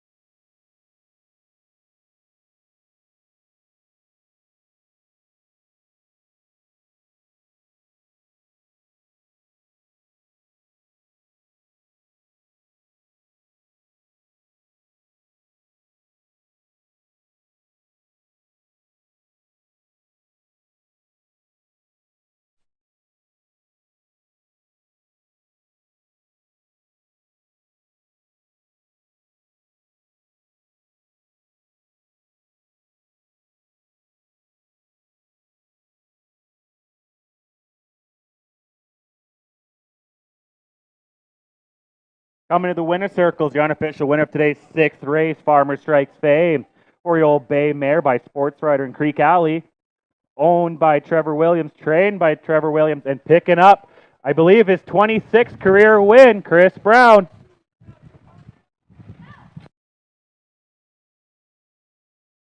There you go. Give a big round of applause for Chrissy and Farmer Strikes Fame. Here are the quarter times.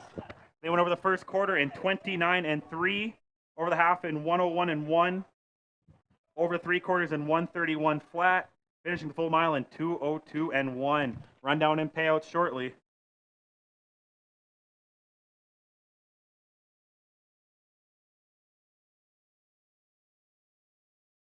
Here's your rundown. Number 1, The Little Beast, was 4th. Number 2, Little Piece of My Heart, was 3rd. Number 3, Drive Like You Stole It, was 2nd. Number 4, Farmer Strikes Fame, your winner. And number 5, Me So Classy, was 5th. From the top down, your program should read 4, 3, 2, 1, 5 on the bottom.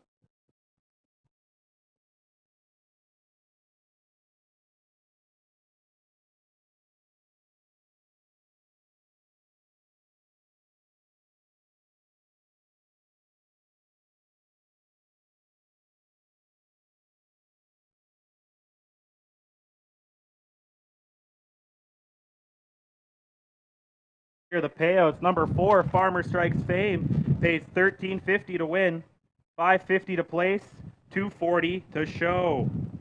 Number 3, Drive Like You Stole It, paid $3.80 to place, $2.70 to show.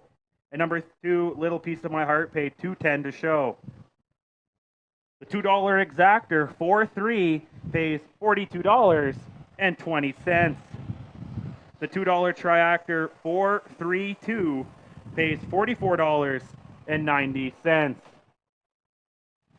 In the upcoming 7th race, there was one change. Number 3, Get It Done, Bud. Corey Manning drives. That's number 3, Get It Done, Bud. Corey Manning will drive. The 7 will go to post in the Art and Betty Grundy Memorial Pace for non-winners. Manitoba allowed 1 in 13 minutes.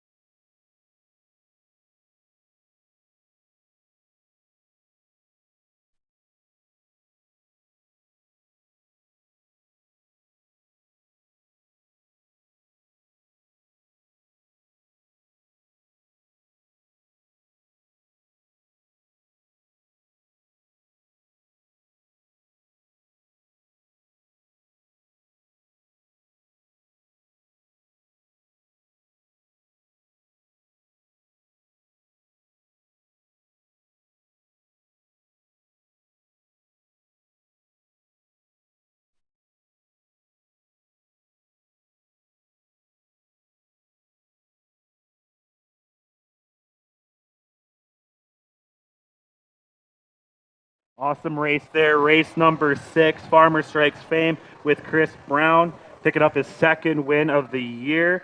And I think Mike and I were talking, I think he's either 2 for 2 or 2 for 3 this year when he drives for Trevor. So, he's having a good success when he teams up with Trevor. My buddy Chris Brown, I always give him a tough time, but then he pulls out a win like that, eh, Mike? Pretty impressive. Pretty impressive. And now we're going to race number 7, the Art and Betty Grundy Memorial. I'm going to go with number 3, Get It Done, Bud. Again, I made this decision when Daryl was supposed to drive, but I think Corey Manning's got a shot in this one. None of these horses have a win. Well, most horses don't have a win. Manitoba bred are allowed 1. So I think Get It Done, Bud has a good shot in this one.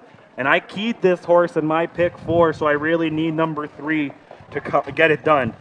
For second, I'm going to go with Colonel Kelly. With Clayton Braybrook. He had he's had an okay season so far. Not a great day with the blown tire earlier, but I'm sure he'll bounce back. And for third, I'm going to go with his other entry, number 5, Tagoras. So in race number 7, I'm going to go 3, 2, and 5. What about you, Mike? This is the payoff race, I think, here, Trey. We got a 7-horse field, but no excuses for this horse. Last week, my best bet of the day was owned by Dave Mooney. And I'm going to go with the same this week. Colonel Kelly, 5 consecutive seconds. 2 starts ago, even a mile and 2 1-1. No excuses for driver trainer Clayton Braybrook in this one. Should win this one as he pleases. To me, looks tons the best and should have no trouble in race number 7. Horse you got to watch out for, Jimmy Did Don Good. This horse has been getting educated. He's had a lot of problems early, but I think he's getting better. And they've been holding on to this horse, trying to keep him staying flat from what I see. And I think Barry McNaughton's got a nice 3-year-old horse here. And this could be the upset here, currently at $6.40. I guess not much of an upset, but I really like the chances of this one. And I think he's going to get better with more races under his belt for sure. Inside Joke gets Don Hallett aboard. Just a rule of thumb, I never leave Don Hallett out of a triactor in the last 8 years. He makes quite the difference on any horse he gets on, which we saw early on Don't Rock the Boat. Finished second, just about got to Red Star Tiger. So I really like the 2, 4, and 6. But the 2 at $16.20, my best bet of the day by far. Good luck. We'll see everybody back in race number 8.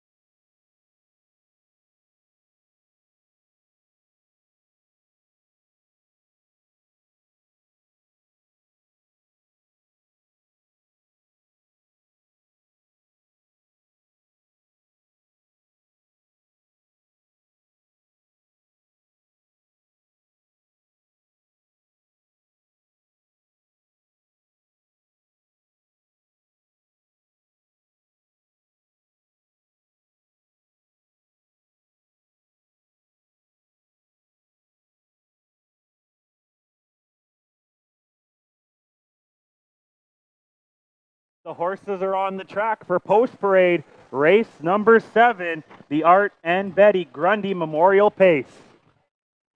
Number 1, Tough is Buff, owned by Alice Gilbert, trained by Sherry Mason, Daryl Mason in the bike.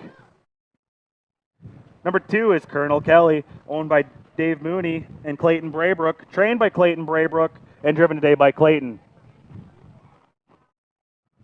Number 3, Get It Done, Bud, owned by Corey and Betty Manning, trained by Corey Manning and driven today by Corey.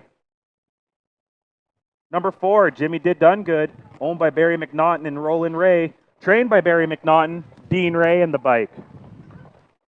Number 5 is Tagoras, owned by Vladimir Krecker, trained by Clayton Braybrook and driven today by Kirk Rogers. Number 6 is Inside Joke, owned by Paula Mason and Brad Colwell, trained by Paula Mason, Don Hallett drives. And number 7, Jim Strikes It Rich, owned by Tara and Garrett Isman, trained by Tara Isman, driven today by George Isman.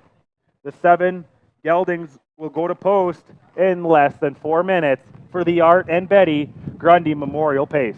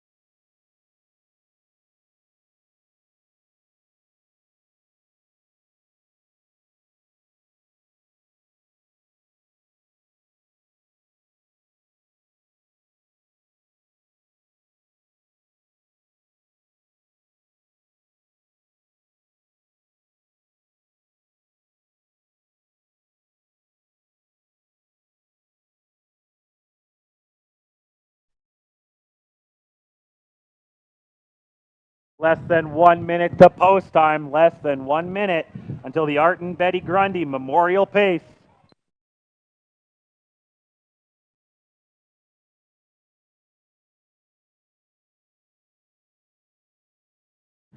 I can't believe that 2 horses at $12.70. 5 consecutive wins to me looks like a steal in this race. I wouldn't let that one go at 12.70, that's for sure.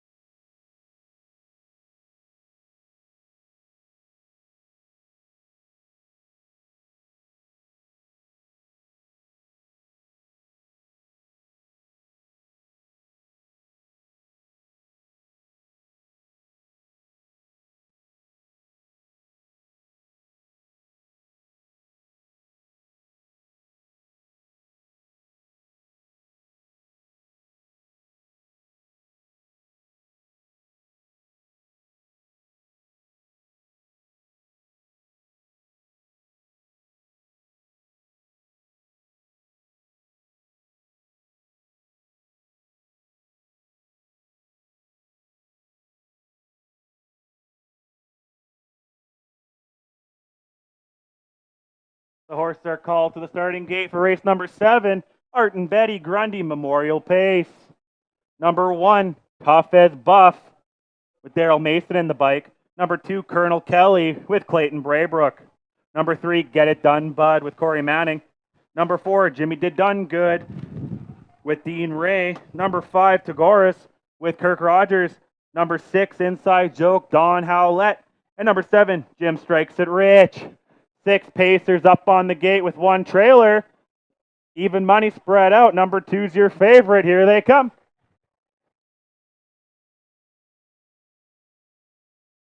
And they're off and pacing. From the far outside, Jimmy Did Done Good charging to the front end. Colonel Kelly slides in second. Inside Joke is third. Jim Strikes It Rich is fourth. Get It Done Bud racing fifth. Tough as Buff will now be the trailer as Tagoras charges on by. They're heading down the backstretch.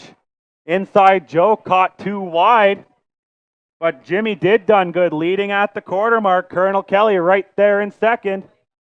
29-4 for Jimmy Did Done Good.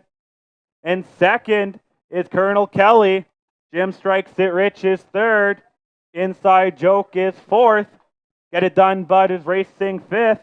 Tagoras is sixth. And Tough as Buff can see them all as they're coming down the stretch for the first time. All 7 Pacers on the inside. It's all Jimmy Did Done Good at the half mark. 1 minute flat as they're kicking into the clubhouse turn. Jimmy Did Done Good with the lead. Colonel Kelly in second. Jim Strikes It Rich third. Inside Joke is fourth. Tagoras is charging on the outside fifth. Now in sixth is Get It Done Bud. And here comes Tough as Buff. They're marching down the backstretch. Colonel Kelly out too wide, making a charge. Jim Strikes It Rich is right there in third. Tagoras is charging late as well at the 3/4 mark. 1:30-1. Colonel Kelly on the outside. Jimmy Did Done Good in the inside. Jim Strikes It Rich is waiting patiently in third. Tagoras looking to join the party. Down the stretch they come. They're 3 wide. Jimmy Did Done Good on the inside. Colonel Kelly second out in the middle. And the far outside, Jim Strikes It Rich. Jim Strikes It Rich.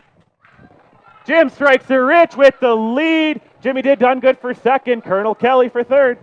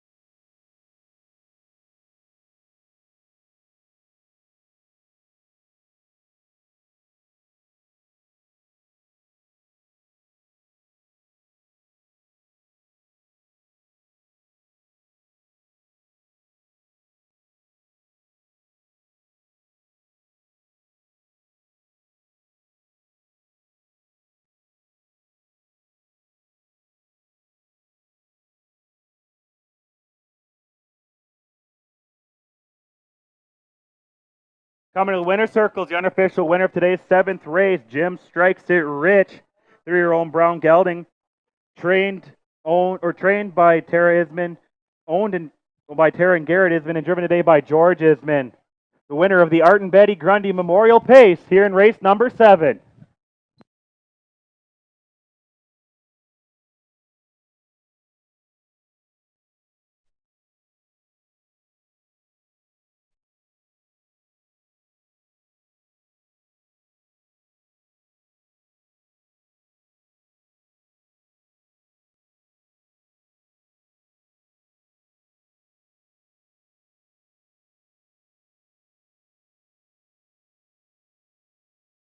There you go. Give me another big round of applause for Jim Strikes It Rich with George Isman.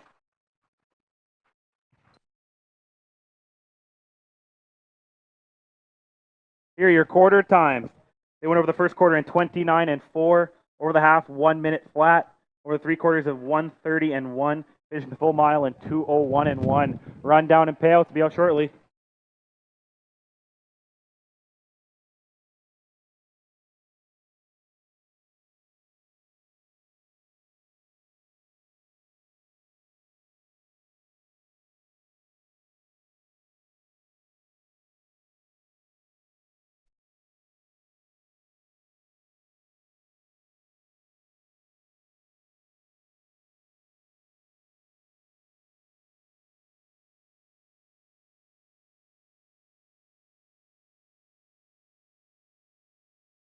Here's the rundown for race number 7.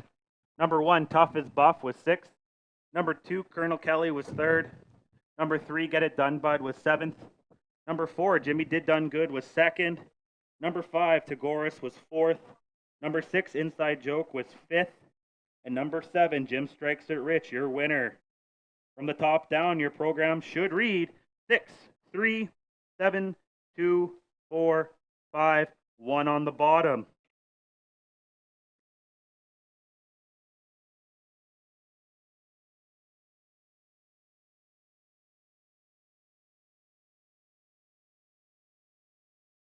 Here are your payouts. Number 7, Jim Strikes It Rich, paid $18.40 to win, $9.20 to place, $7.80 to show. Number 4, Jimmy Did Done Good, paid $11.70 to place and $4.60 to show. And number 2, Colonel Kelly, paid $2.70 to show. The $2 exactor 7-4 paid $88.40. The $2 triactor 742 paid $60.10. In the upcoming 8th race, the couple changes. Number 1, Go On Bobo, will be driven by Tyler Grundy. And number 4, My Oh My, Look at Me Fly, Corey Manning in the bike. Those 5 will go to post in 12 minutes.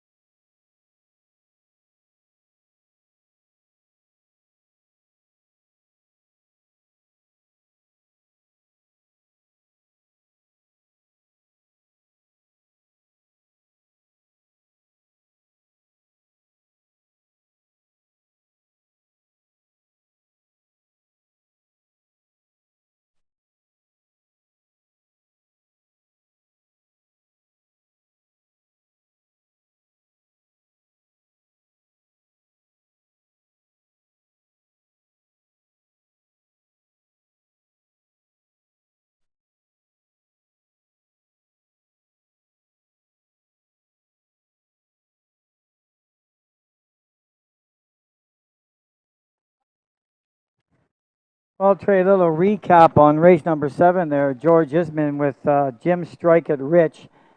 He's in his late 60s, George. You wouldn't know it there. He was playing hardball in the backstretch when Don Hallett tried to get in a hole. He closed the hole, and I guess it was the right thing to do. He did get the job done. He had a lot of horse left, knocked off about 3 seconds of his lifetime mark there. Paced in a very strong, impressive mile in 2:101.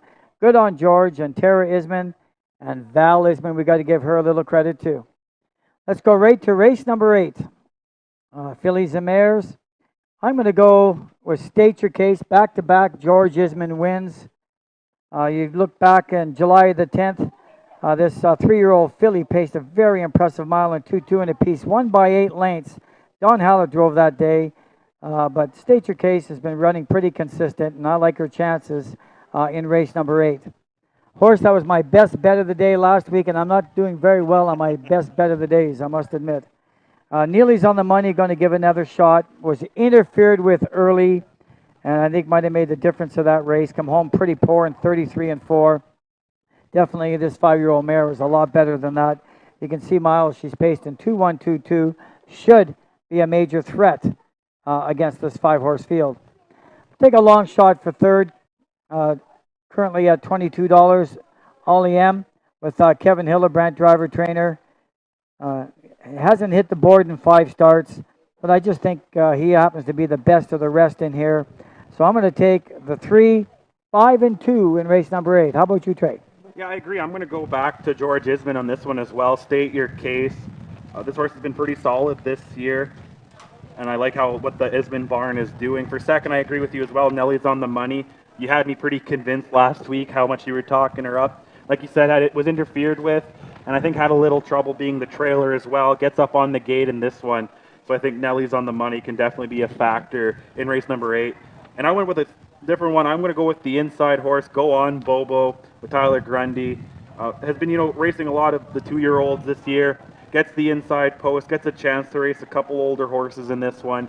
And I want to see this 2-year-old make a charge and shake things up in my triactor. So I'm going to go 3-5-1 in race number 8. Great, can't wait. We'll see everybody back in race number 9 for the second half of the Daily Double.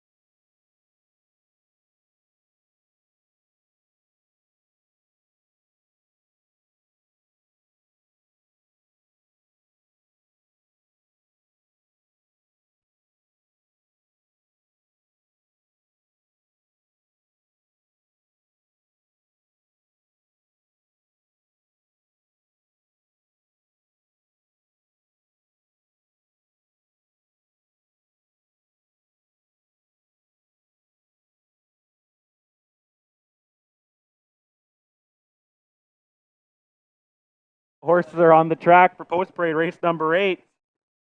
Fillies and Mares, non-winners of a race in 2020 and 21. Non-winners dry out inside. Number 1, Go On Bobo, owned and trained by Corey Manning, driven today by Tyler Grundy. Number 2 is Ollie M, owned by Kevin Hildebrandt, and Aline and Amber Hildebrandt, trained by Kevin Hildebrandt. Kevin's in the bike. Number 3, State Your Case, owned by Tara and Garrett Isman, trained by Tara Isman, George Isman, trying to go for 2 back-to-back wins. Number 4, My Oh My, Look at Me Fly, owned, trained, and driven, Corey Manning. And number 5, Nelly's on the Money, owned by Dave Mooney, trained by Clayton Braybrook. Kirk Rogers takes over. The 5 will go to post in less than 4 minutes.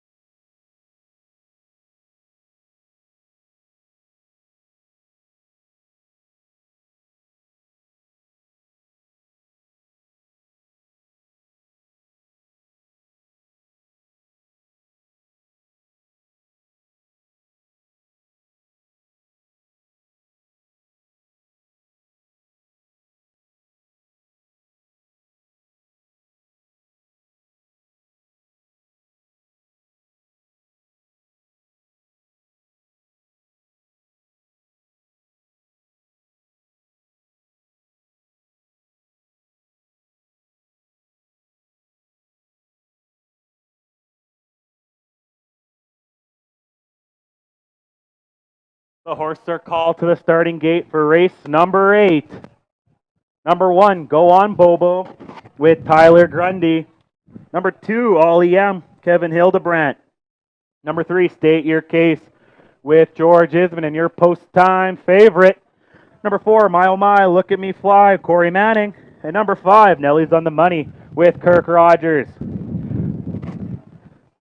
The 5 Pacers up on the gate. Here they come.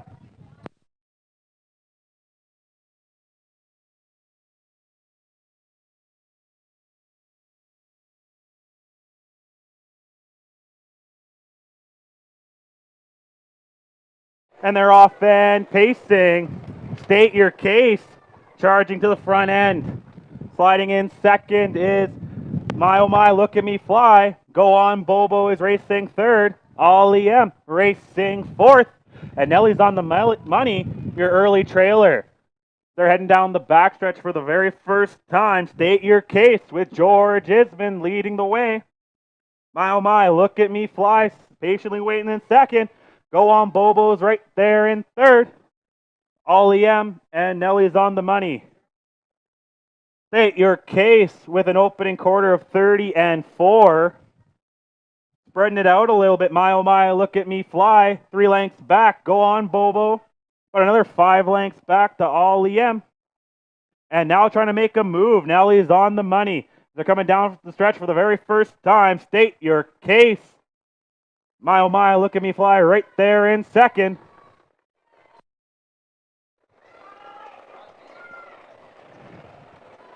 State Your Case with an opening half mile of 1 minute and 4/5. My Oh My, Look at Me Fly, not going anywhere in second. Gaining ground, Go On Bobo. Nelly's on the Money right there in fourth. And All EM's your trailer. Down the backstretch they go. State Your Case. My Oh My, Look at Me Fly. Now making another move. Nelly's on the Money. Go On Bobo's now in fourth at the 3/4 mark. 1:31-3. State Your Case. Nelly's on the Money. Pushing hard, trying to get second, but on the inside, My Oh My, Look at Me Fly, making it difficult. Go On Bobo's in fourth. Down the stretch they come. State Your Case. But here comes Nelly's on the Money with a late charge. But it's going to be State Your Case. Nelly's on the Money. My Oh My, Look at Me Fly.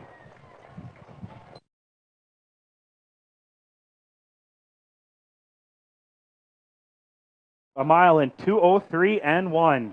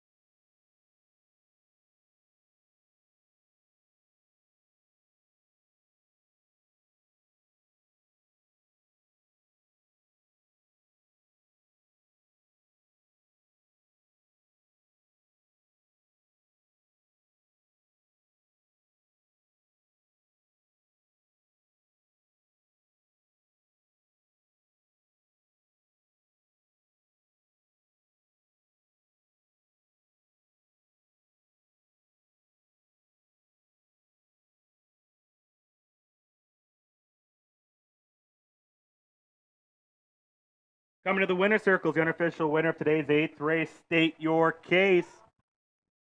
3-year-old Bay Filly by State Treasure and Tilly Sealster. owned by Tara and Garrett Isman, bred by them as well, trained by Tara, and picking up his second straight win, George Isman. Again, state your case. Here's your quarter times. They went over the first quarter in 30 and 4. Over the half in 1 minute and 4/5. Over the 3/4 of 1:31 and 3. Finish a full mile in 2:03 and 1. And here's your rundown. Number 1, Go On Bobo, was 4th. Number 2, Ollie M, was 5th. Number 3, State Your Case, your winner. Number 4, My Oh My, Look at Me Fly, was 3rd. And number 5, Nelly's on the Money, was 2nd. From the top down, your program should read 4, 5, 1, 3, 2 on the bottom. And your payouts. Number 3, State Your Case, paid $4 to win, $2.30 to place, $2.20 to show. Number 5, Nelly's on the Money, paid $3.50 to place, $3.90 to show.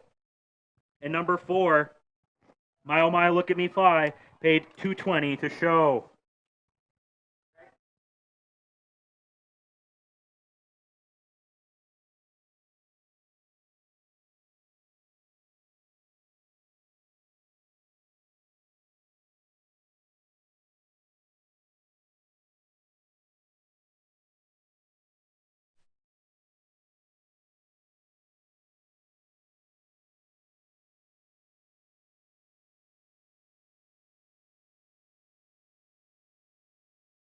$2 exactor, 3 with 5, pays $7.90.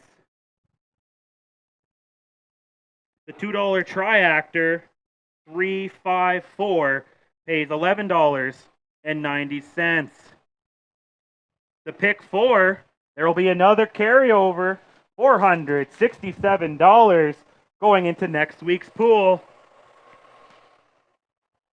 And the upcoming 9th race, only one change. Number 3, George M, Tyler Grundy drives. That race will come up in about 13 minutes.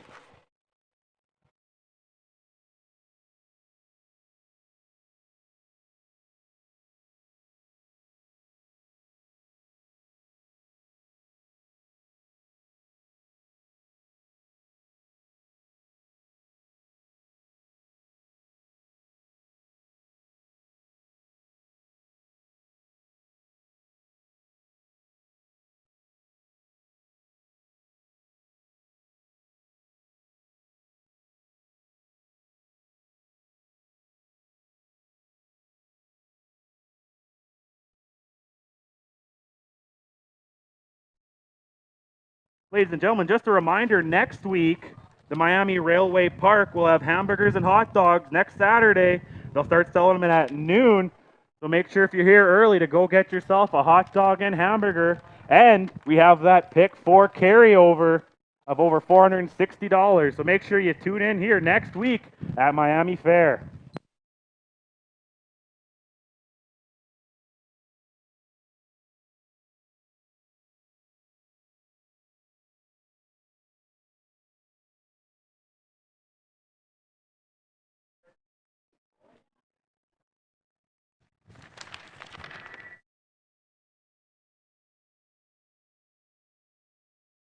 I said, Trey, that George Isman there, thanks. Very aggressive. That's back-to-back wins, cut the mile. Job well done again by George Isman, Tara Isman trainer. And of course, we can't leave out Val. Race number 9, we've got the first half of the late daily double. And what a tough race to pick in here. If you look at, we got non-winners of $825 lifetime. Even though it's a 5-horse field, this is the one that could pay the biggest payoff of the day, I think, Trey, because there's no standout in here at all. I'm going to go with Al's Dragon Jack, the 4-horse. Don Howell at the board. Trainer Mark Fillion. He does have 3 thirds in 6 starts. That's probably the only reason I'm taking him. He's been in the money 50% of the time. I didn't like that last quarter last week in 34 seconds, but Al's Dragon Jack, a win in a close one, I think, here in race number 9. Going to go with Sky's Little Spunk, Ricky Ray. Impressive training average of 592. He's having a heck of a year this year. forget that last race. He broke early. 220 mile was because of the horse broke and he was distanced. Prior to that, led it wire to wire and paced a mile in 2:07 apiece. Will meet most likely right now at $14. Absolutely great value on Sky's Little Spunk. Wide open for third, breeze by, 5 horse. The largest money maker here on the 5 horse field with $821 made this year. A nice second last week, and will be heard from late, I think, in this race, Trey. Tough race to pick, like I say, but I'm going to take the 4, 2, and 5 in race number 9. If you're betting the daily double, I'm going to go with the 4, L's Dragon Jack, with Serial Killer in race number 10 to end the day. Yeah, I agree with you with Al Dragon Jack for the win this one. Like you said, 50% making the top 3. I think it will be the best one in this race. I'm going to keep with experience, though. I'm going to go with Breeze By, the oldest horse here, and like you said, the one that's won the most with that second last week. I think hopefully Clayton can continue that, and the 3-year-old and the 4-year-old, I think will be the exactor in this one. For third, I'm going to go with Sky's Little Spunk, one of my favorite 2-year-olds on the track this year. 3 straight thirds, just that bad start last time out. But I think Sky's Little Spunk can definitely get back, on, if she can stay on track, she can definitely be in the triactor. But my late daily double, I'm going to go with 4, Al Dragon Jack. And you know who I'm going to pick, number 2, Electric Amethyst, to finish out the day here in week 7 at Miami Fair. Well, he did look good warming up, Yeah, sharp he as a sure tack, did, that's he for sure sure. Well, we'll see everybody back for the finale in race number 10.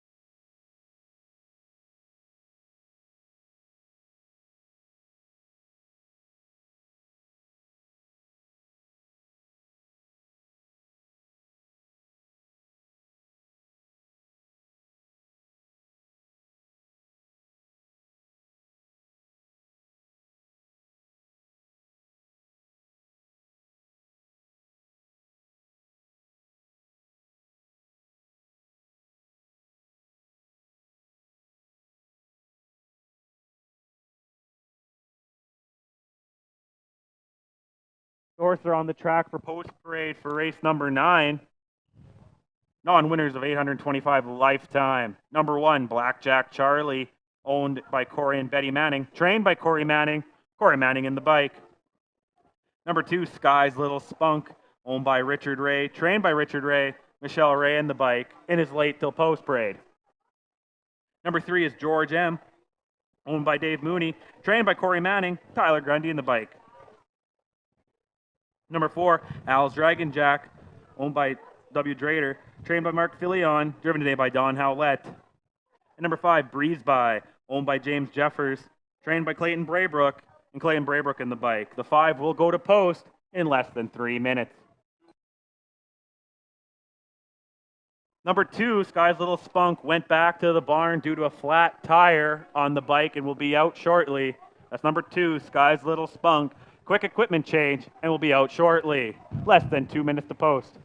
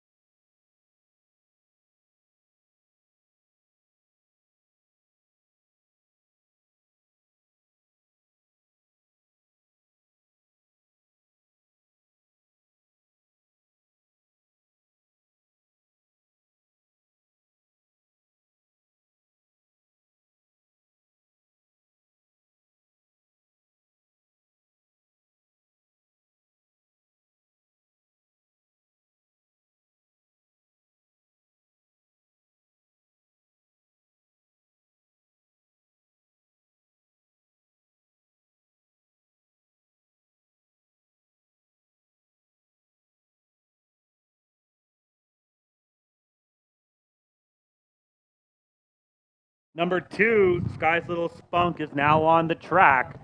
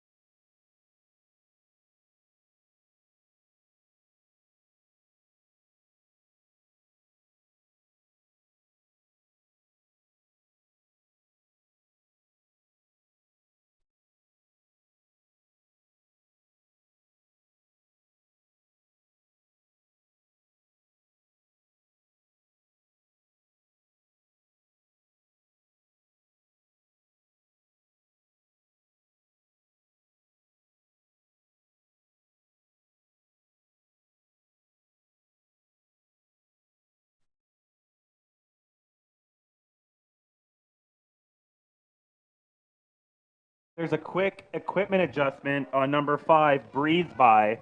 Number 5, Breeze By is having a quick adjustment on equipment.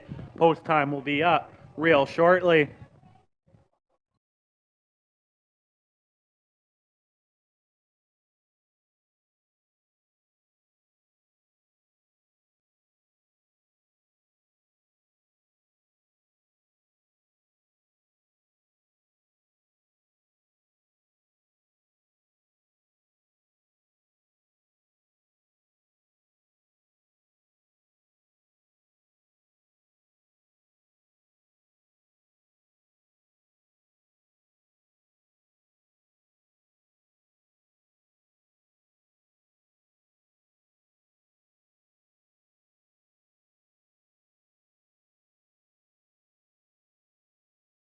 Here you go. Number 5, Breeze By is back on track. Less than 60 seconds to post time. They'll get called real shortly.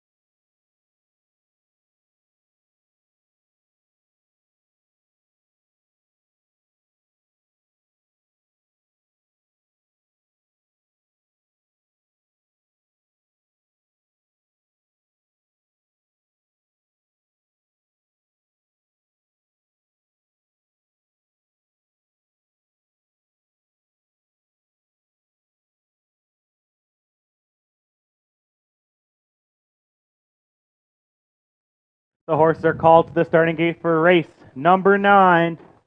Number 1, Blackjack Charlie with Corey Manning. Number 2, Sky's Little Spunk with Michelle Ray in the bike. Number 3, George M. Tyler Grundy teams up. Number 4, Al's Dragon Jack with Don Howlett, your post-time favorite. And on the outside, number 5, Breeze By, Clayton Braybrook. The 5 Pacers up on the gate. Here they come.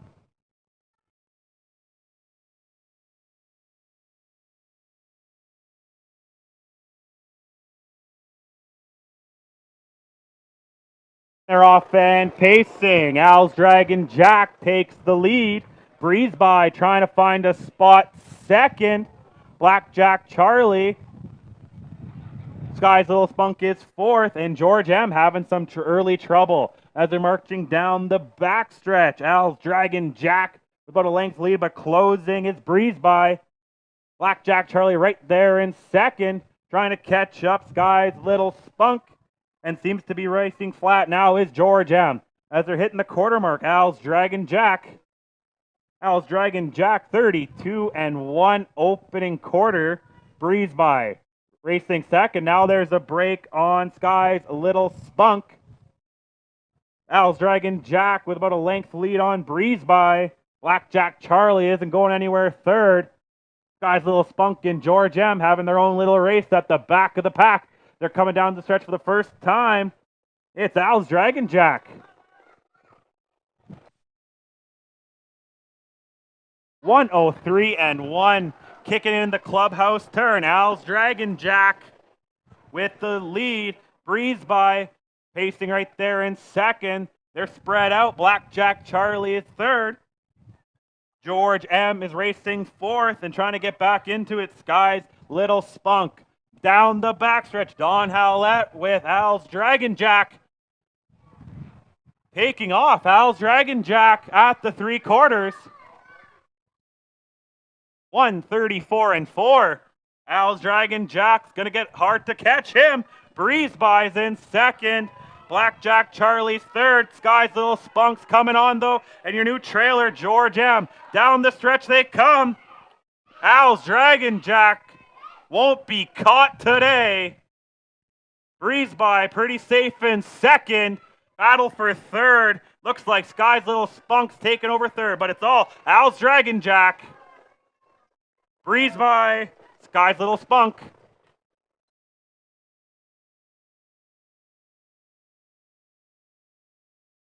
$2:05.3 for the mile.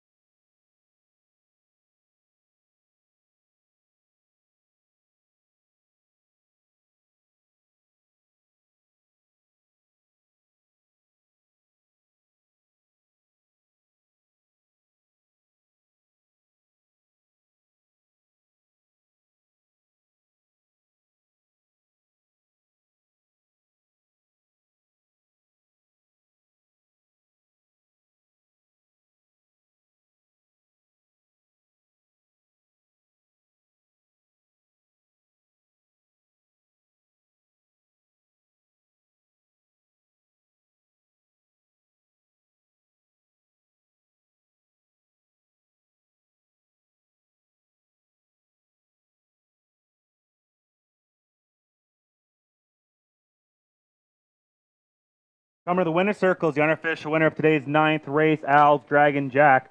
3-year-old Brown Gelding, owned by Alan Drader, trained by Mark Fillion, and picking up the win in the bike, Don Howlett.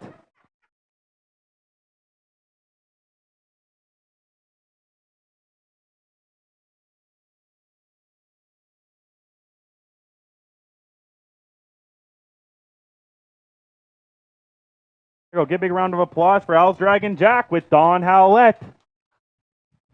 Here are your quarter times. They went over the first quarter in 32-1, over the half in 103-1, over 3 quarters 134-4, finishing full mile at 2:05-3. Here's your rundown. Number 1, Blackjack Charlie was 4th. Number 2, Sky's Little Spunk was 3rd. Number 3, George M was 5th. Number 4, Al's Dragon Jack, your winner. And number 5, Breeze Bye was 2nd. From the top down, your program should read 4, 3, 5, 1, 2 on the bottom. And here's your payouts. Number 4, Al's Dragon Jack paid $260 to win, $210 to place, $210 to show. Number 5, Breeze Bye paid $3 to place, $220 to show. And number 2, Sky's Little Spunk, paid $210 to show.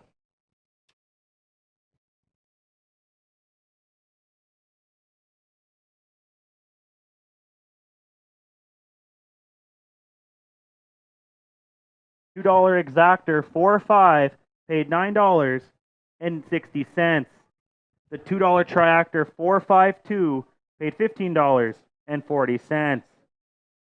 In the upcoming 10th race, there's 2 changes. Number 2, Electric Amethyst, make the driver Corey Manning.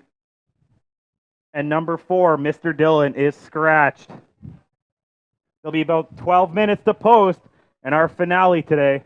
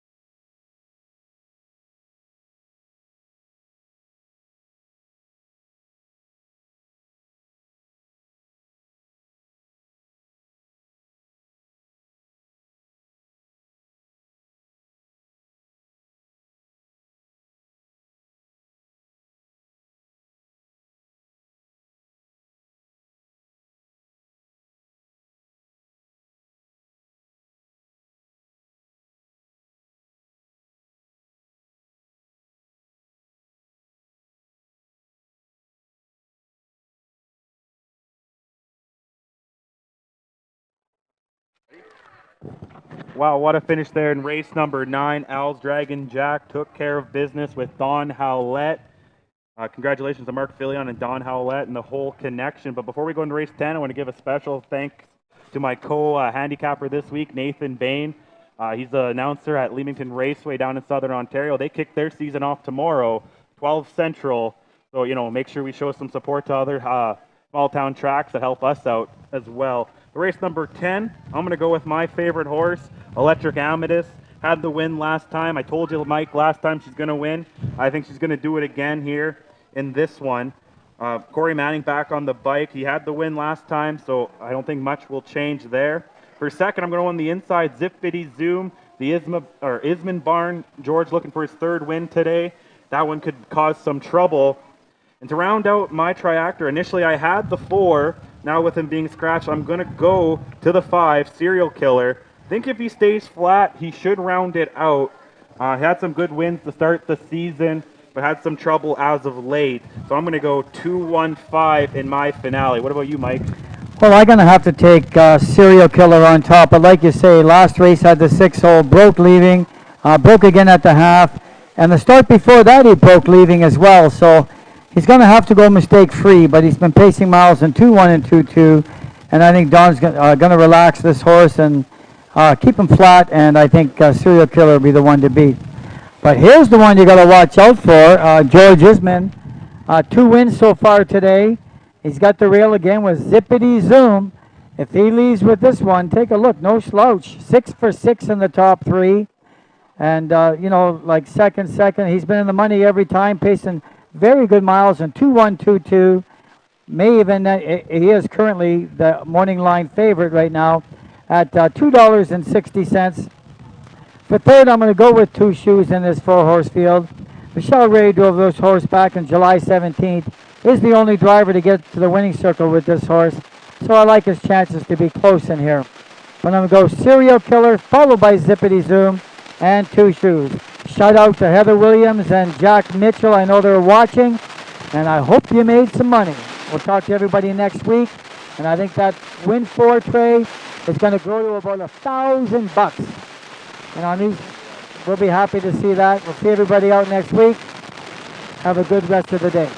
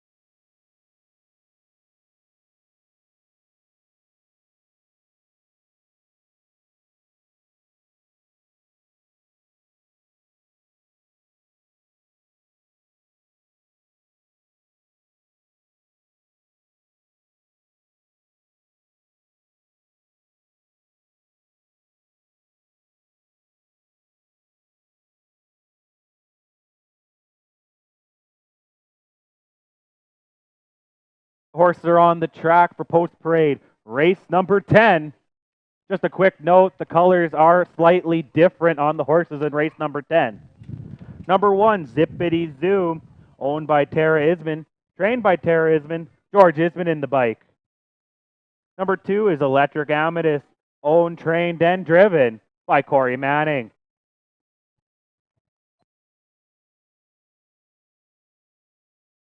Number 3 is Two Shoes, owned by Dennis Chapala, trained by Dennis, Michelle Ray in the bike. Number 4 is Scratched. And number 5, Serial Killer, owned by Mark Fillion and Wanda Howlett, trained by Mark, driven today by Don Howlett. The 4 pacers will go to post, and our finale in less than 2 minutes.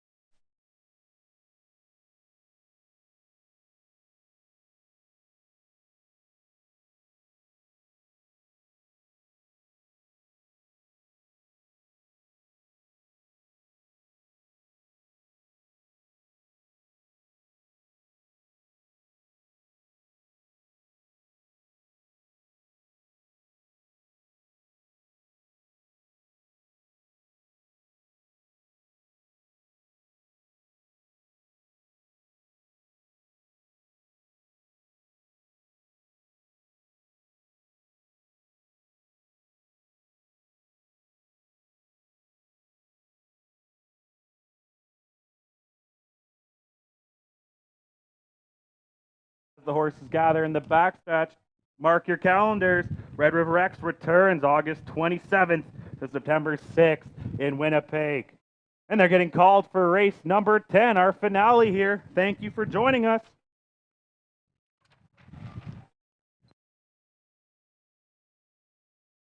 Number 1, Zippity Zoom. George Isman teams up. Number 2, Electric Amethyst with Corey Manning. Number 3, Two Shoes with Michelle Ray. And number 4 is Scratched. Number 5, Serial Killer, Don Howlett. The money seems to be spread out pretty evenly. 1-5 current co-favorites.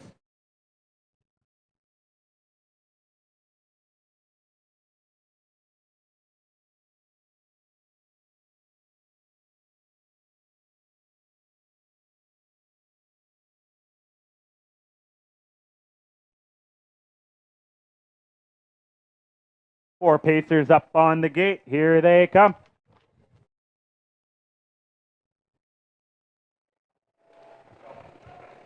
And they're off and pacing. Zippity Zoom takes the inside lead. Electric Amethyst right there in second. Two Shoes is third. And the co-favorite Serial Killer is your trailer. They're marching down the backstretch. Zippity Zoom and George Isman are setting that early pace.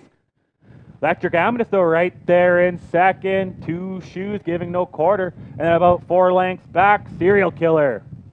Zippity Zoom, zooming to that opening quarter mark in 30 and 4. Electric Amethyst still right there in second. Two Shoes third. And Serial Killer can still see them all. They're coming down the stretch for the very first time. Zippity Zoom leading the way. Electric Amethyst, Two Shoes, Serial Killer. They're all in order.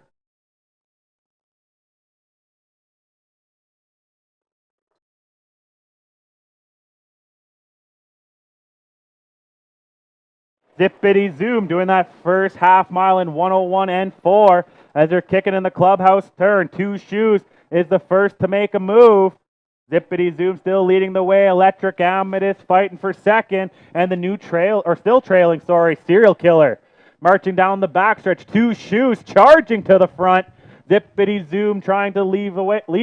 Electric Amethyst now in third. Breaking there. Serial Killer at the 3/4 mark. 131 and 3, neck and neck, Zippity Zoom and Two Shoes. Electric Amethyst fading third. Reestablished his pace, Serial Killer. Down the stretch they come for the very last time today. Zippity Zoom on the inside, Two Shoes out too wide. Neck and neck, pretty tight. Zippity Zoom, Two Shoes at the last second. It's close. Pretty close. 2:01 and 1. Too close for me to call. I'll wait to see what the judges have to say.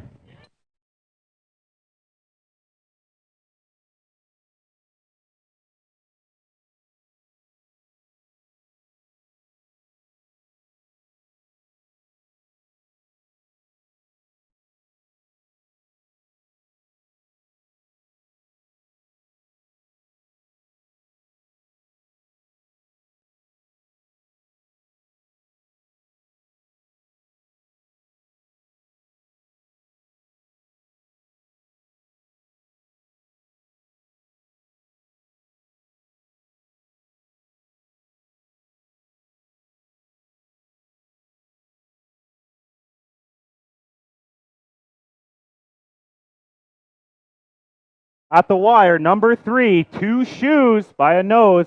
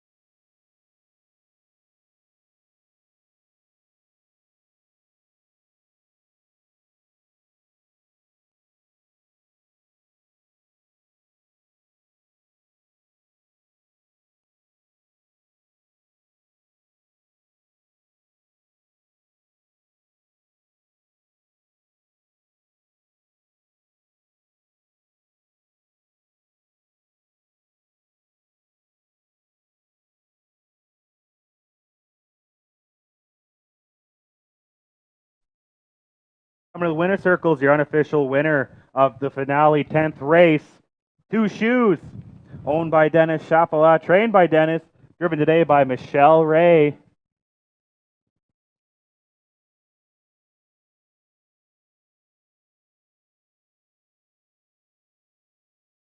you go, give a big round of applause. Two Shoes, Michelle Ray, new lifetime mark. 2:01 and 1. Here are your quarter times. They went over the first quarter in 30 and 4. Over the half in 1:01 and 4. Over the 3 quarters, 1:31 and 3. Finished full mile in 2:01 and 1. And here's your rundown. Number one, Zippity Zoom was second. Number 2, Electric Amethyst was fourth. Number 3, Two Shoes, your winner.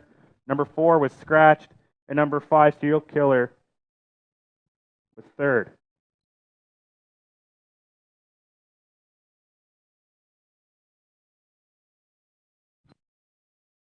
For your payouts, number 3, Two Shoes, $6.90 to win, $4.70 to place. Number 1, Zippity Zoom, paid $2.70 to place.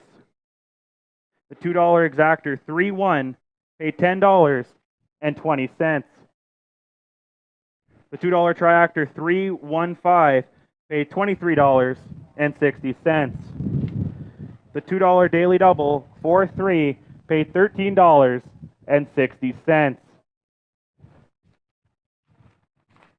And again, we'll be back at it next week, August 14th, right here in Miami, 3 p.m. Central Post time. And just note on the calendar at the back of the program, it should say August 21st for the fraternity finals, not the 24th.